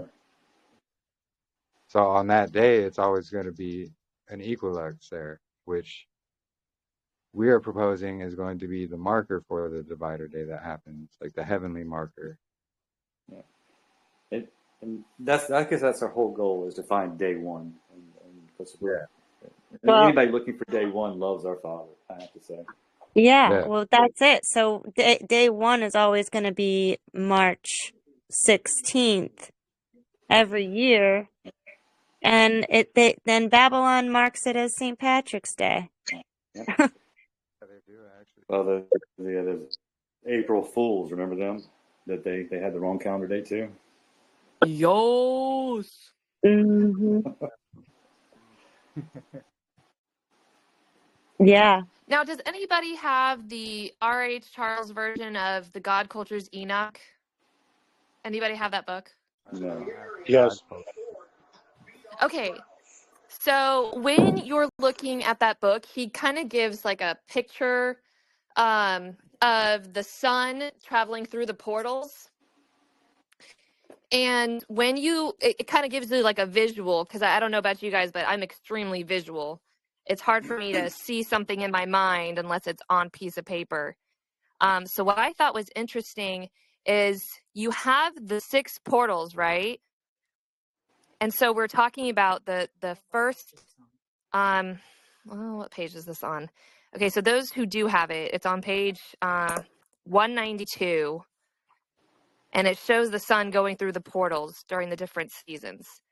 And I thought it was interesting just because, creation week, day 1, which is the portal that is closest to the Arctic or the Antarctic Circle, okay? And that is around winter time, which is the longest, shortest day. The shortest day actually, but it's interesting because so the first day, is the separation of dark and light, and then you start moving to the next portals, and then there's the dividing of the heavens, and then there's the third day, which is the dividing of the waters and land. So you have 3 days of separation, and then the fourth day, which begins the counting of time. You've got that in the fourth portal, the beginning of time, and then the fifth, that's when the birds and the fish enter in the sea, right? Because you have to have time starting in order for things to live. And then you've got the sixth portal, which is the closest, which you're going to have, the longest. That's when you're going to have your longest days. And that one's where the closest to where everybody lives, essentially. But it's interesting that there's only 6 portals and there's not 7 because 7 equals rest. So he stopped his work after that. Yeah. Interesting. Yeah, and back to what you just said, in addition, like even in Jubilees, doing the math of when Adam died to when the year they were in. They were 18 years prior to the birth or the creation of Adam. And I don't know what that 18 years represents. Was it a day, 2 days? When did time start? And was that included in Jubilees? That's an interesting point. I'm sorry. Wait, say that again. Jubilees. In the 18 days for what? The Jubilees, 29 and 30. Jubilee.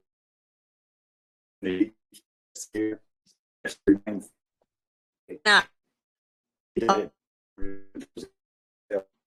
Can't hear. Yeah, I up.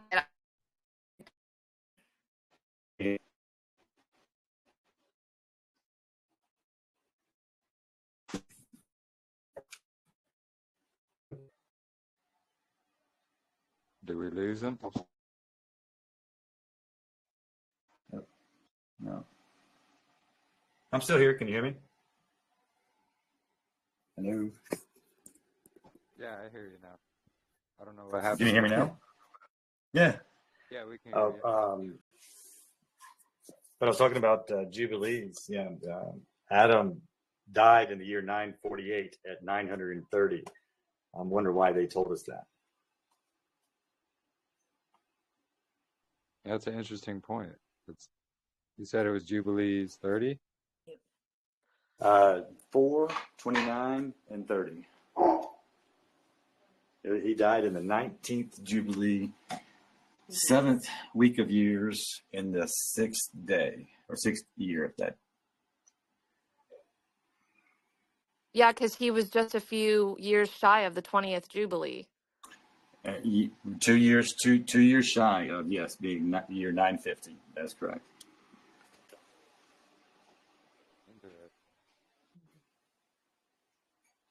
I found it interesting. I don't know what it means. Yeah. I love Jubilees. So,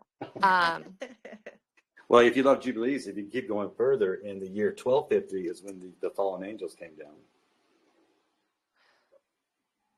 In the year 1250.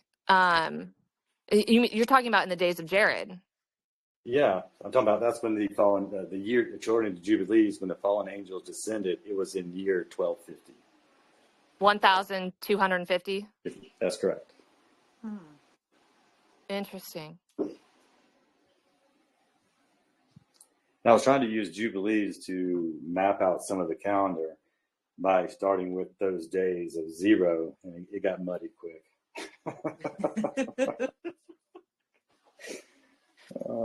But I do greatly appreciate you guys. I do have to run. I just wanted to ask a couple questions and say bless y'all and thank you kindly. Yeah, for sure. Yes. Thank you. Shabbat Shalom. Yes, Shabbat Shalom, brother. Thank you. Enjoy. Thank you. We'd love to hear from you again.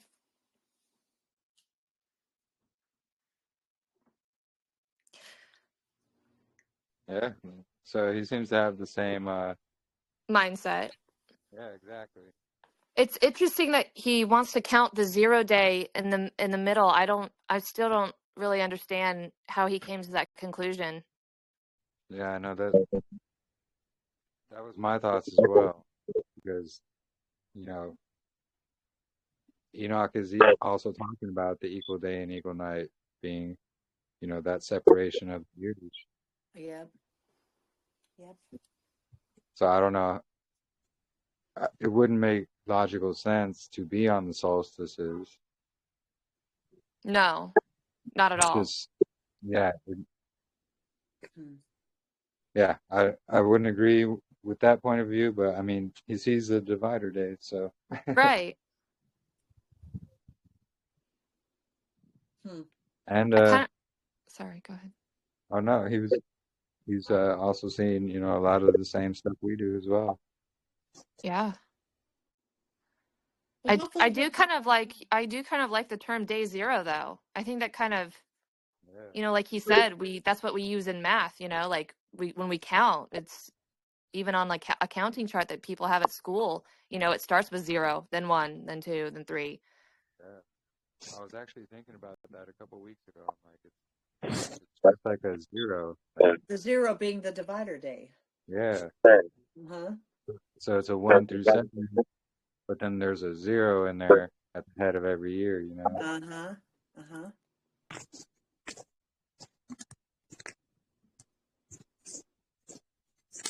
Yeah, I like it. I'm gonna actually look him up to see where he's getting that.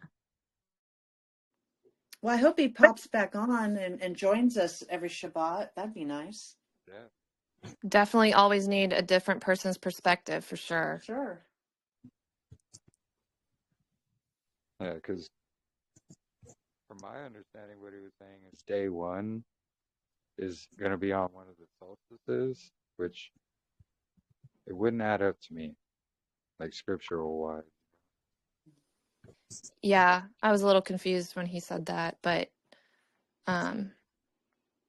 again, new knowledge can always be confusing, but when we apply it to the scriptures, then, you know, that's where we get our basis of truth from, obviously. So. Oh, I have an email out. We'll check it. I tried to find him on Facebook, but that's okay. Yeah. It's awesome of him to join us. Just Yeah, know that that, we have a lot in common, so.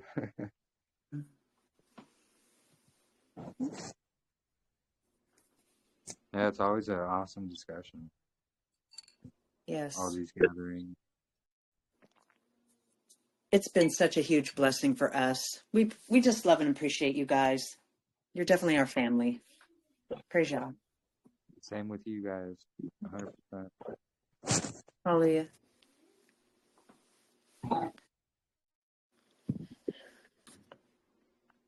yeah, seriously, I enjoyed our conversation the other day, Miranda, and I like to, you know, sometimes connect with people privately and just kind of see what else, you know, I could get, you know, the people who, you know, answer their calls.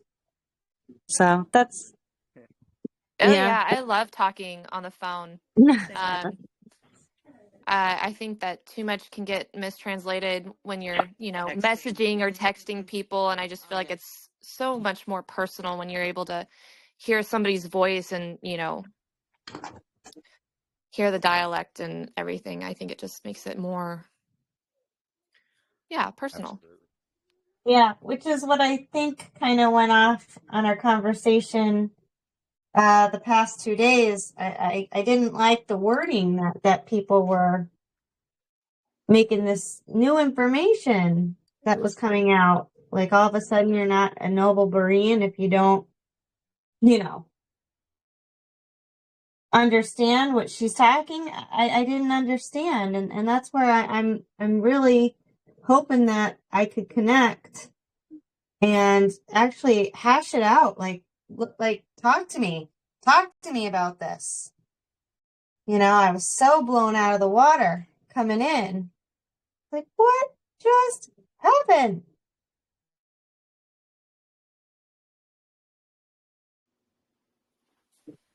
Yeah, But I saw a little bit of that conversation, and I think the confusion, and again, I'm not saying anybody's right or wrong. I think that in all this, we're trying to get through so much deception that, you know, we have to try to be very, very careful where we're not throwing the babe out of the bathwater kind of, you know, metaphor. But it's interesting because I think about, you know, the possibilities of the continents being closer together. I know that some, like the continental drift, you know, thing. And I think time zones and, you know, the whole point of like north, south, east, and west has been so confused and everything. So I think it is important to know that, like, you know, we are all coming out of deception, and that, you know, just because we know that Israel right now is overtaken by people that are not of Yah, but of Hasatan, doesn't make it any less of his chosen land. But I think if you watch a little bit of the continental drift thing, it kind of makes a little more sense how Israel very well could have been the navel of the earth. And just because it's not the navel of the earth anymore doesn't mean it's still not the chosen land. It's just, you know what I mean? Again, this is all like hypothetical, and but it's an interesting kind of concept. Jeremy, wasn't it you that shared this morning a little bit about this particular subject from God Culture? Yeah, actually. It was really good. The rivers from Eden being underneath the ocean, though? Yeah, because there was no ocean as we know them before the flood. Right. And I know that the oceans are potentially still floodwaters that are still here. Mm-hmm. But to have a river underneath the ocean is... It wouldn't have been ocean at that time, though. Right. But it's interesting. Go ahead. They were like great. These are the great rivers, like the ones coming out of Eden. So they weren't just these trickling streams. They were huge rivers, which is why they could leave these huge, permanent marks in the ground of where they were. Right. Oh, right. That's another thing that they've mistranslated. The four rivers. Yes. The translation of them is completely wrong. Euphrates, the fourth great river, was never called Euphrates. Yeah. It was called something else, actually. And so, like, why change the names? For deception purposes. More of that deception. But it's interesting, his concept of these rivers still being intact and how they could still be intact. And then you have the ocean over it. It's just, it's kind of hard to, understand. But y'all can do anything. Yeah, because they leave such a deep imprint, because they are the main rivers that they watered the whole earth. Mm-hmm. So it's like the Grand Canyon. Like, if a flood came now, the Grand Canyon would most likely still be there because it's so huge. And it's like the same thing with these rivers. So let me ask you. Go ahead. Yeah. Let me ask you a question then. Okay, so in Revelation, it talks about the drying up of the Euphrates River to release the four angels that were in it. That's pre-millennial reign, right? Because to make way for the kings of the east. Is that pre or post millennial? I think that might be pre. Because we know that if we're going based off what the God culture says, that the rivers are under the ocean. Now under the ocean. How would the Euphrates River be able to be drying up like it is now if it happened pre? Do you know what I'm saying? What if that's part of the deception, and that Euphrates isn't actually the true Euphrates? So how would the Euphrates dry up if it's under all the ocean? Well, that's what I'm saying. So maybe it already did. I don't know. But if you think about, so if we had the continental drift, or that's just what I'm calling it now, then the river might have been up before the millennial reign. I don't know. Am I just am I just shooting stuff out now? I don't know. I've always scratched my head on that. That just don't quite understand it, but something it had to have been pre. Go ahead. I was just saying it's something we can study into more. Yeah, because the drying of the Euphrates, is one of the signs. It is. But again, what was pre or post? Yeah. Now that we have a new mindset on where we are in Yah's timeline, because for the longest I thought, hey, we're still waiting for the millennial reign and 140,000 and all that. Now that we know we're in Hasatan's little season and post millennial reign, it puts a whole new perspective and studying on things that, really never made sense before, but now are having a little bit of a clearer understanding. But Yeah, I don't know.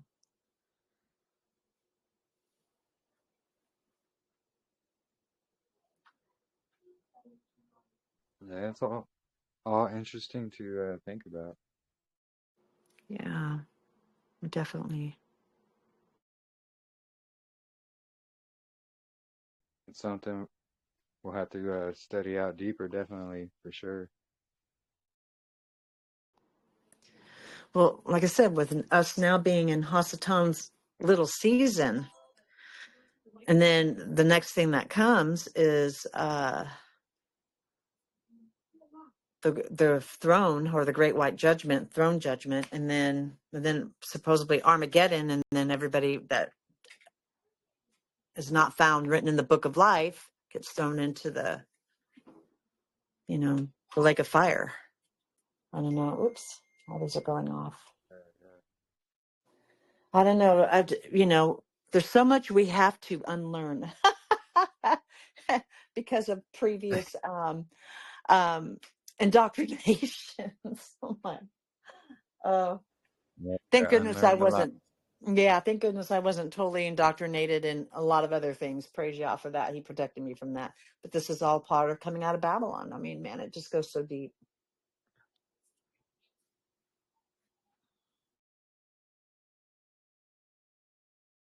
Yeah, we just have to keep on testing everything, everyone, and every spirit, and making sure that it's all lining up. And, everyone's going to be getting revelation of all different kinds. We just have to make sure that we keep bringing it back to check to see what If the it's script thus says. saith, yep, Yeah, exactly.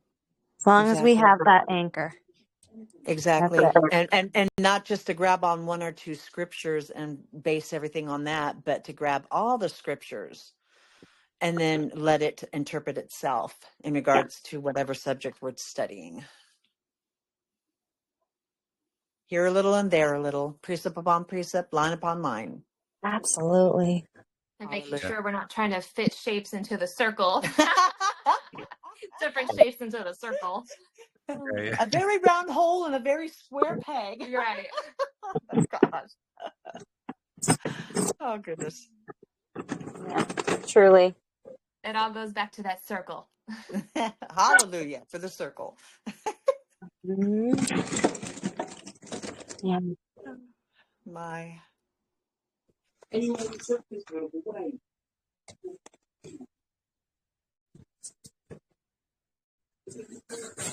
Trying to think, was there anything else?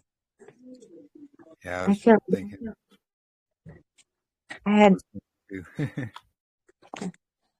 Too. two alt control delete days, which were fabulous.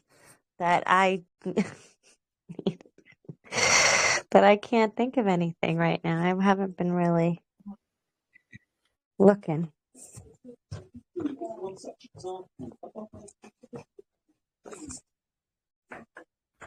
Yeah, it's been a long week for me as well. I didn't get rest days though.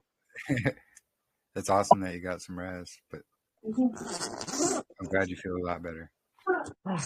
Yeah.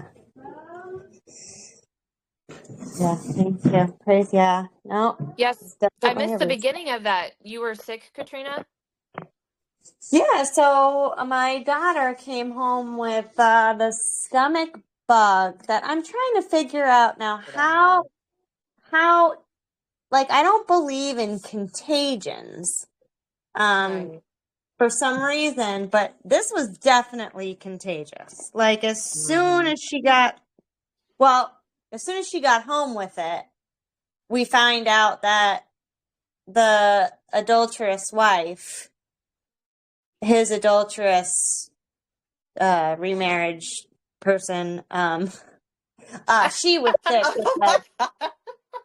she was sick with the stomach flu. And so that transferred on to Claudia, and then she got it, and then I was figuring out how to help her and how to deal with that, and she was such a champ. That's good. With this is her first bout of stomach flu ever. So she just rocked it. Yeah, she did really, really good. What a good girl. And I put, ginger on her tummy. That really worked. And Ginger, like oil? Like what? Can you yeah, explain ginger that a little essential bit? oil. Yep. Anti-nausea. Okay. Ginger's Yep. anti-nausea. And then Sorry, did you put it in her belly button? So I put the ginger like around her abdomen and with Okay. castor oil, but I Very actually good. put lime in her belly button. Okay. Oh, wow. I Lime. heard the lime does something with, whatever it is going on. Yeah. The lime is really what gets you.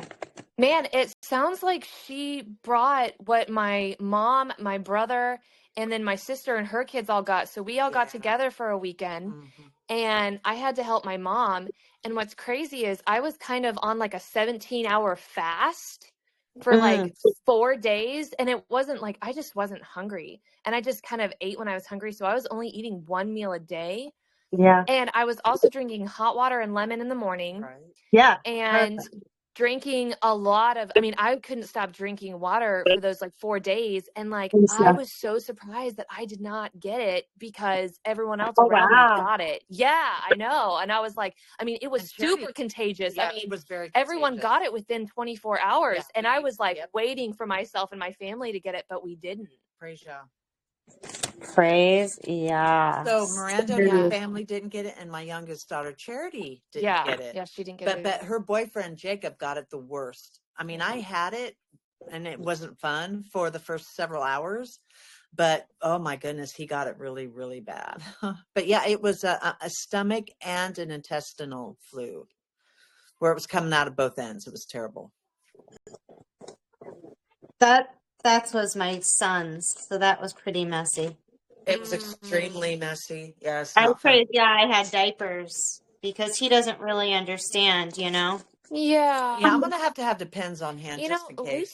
Lucas didn't have it coming out of that end though. No, he didn't. He just and got so I sick think in the middle of the night. affected everybody just a tad differently. Yeah. But It does. It depends on your immune system, but I'm almost wondering if it's just a yearly clean sweep of just everything, like a all together, yeah. Get in line. Let's get you guys fasted. Let's get you guys healthy. Let's get you guys, ready. Just detox, Well, and you guys are about to go on a trip, right? Yeah, we're leaving tomorrow. So at least you got, that and done and out of your system. For sure. That's what I thought. Perfect praise. timing, actually. Yeah, right Yeah. on stinking time. I can't even believe. That's why I'm just praising him so much right now. Where because are you heading to? We are going to Daytona Beach, Florida. Aw. Yeah. So you'll be in warmer weather. That's great. Yeah, It's good to get out of it. It seems like they're having a little bit of a warm or a cooler, whatever is going on there. But yeah, it's a little cool. So, like in the 60s, but we have a heated pool and the beach is there. As long as I get my feet in the ocean, that's all I really care about. I just want my feet in the ocean. My goodness, it's been a long time since I've been to the beach. Oh. Mm-hmm. Yeah, I live in Arizona. It's been a very long time since I've been to the beach. Ooh, Jeremy, that makes me. I had a question for you, like at the middle of this week, and I was like, I'm gonna ask Jeremy, and I'm so glad that you mentioned that you live in Arizona. How far away from you are you from the big Luciferian telescope that the Vatican owns? It's about 3 hours. 3 hours from you? Actually, me and Callan saw it, and we blew shofars at it. Okay.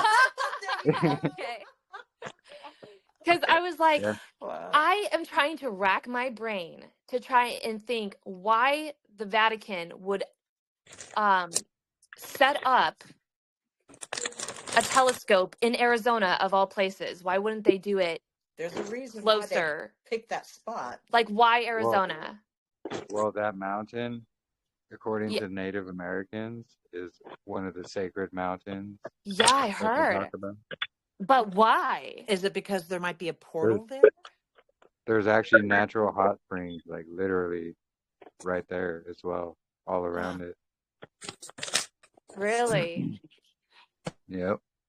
There's natural hot springs right there. Hmm. And are you allowed to tour the telescope? no, they don't let you go up there. You need to have Of course they don't. That's probably because they're doing certain things. You have to have. Let me guess. It's a need to know, and you don't need to know. yeah, exactly. Yeah, they got it all, like they got fences and guards and so forth. You have to have some kind of special pass clearance to like get by. Yeah. You have to be part But of the club. you can see it though. You can see it on top of the mountain. It's pretty big, isn't it? Yeah, it's huge. Did you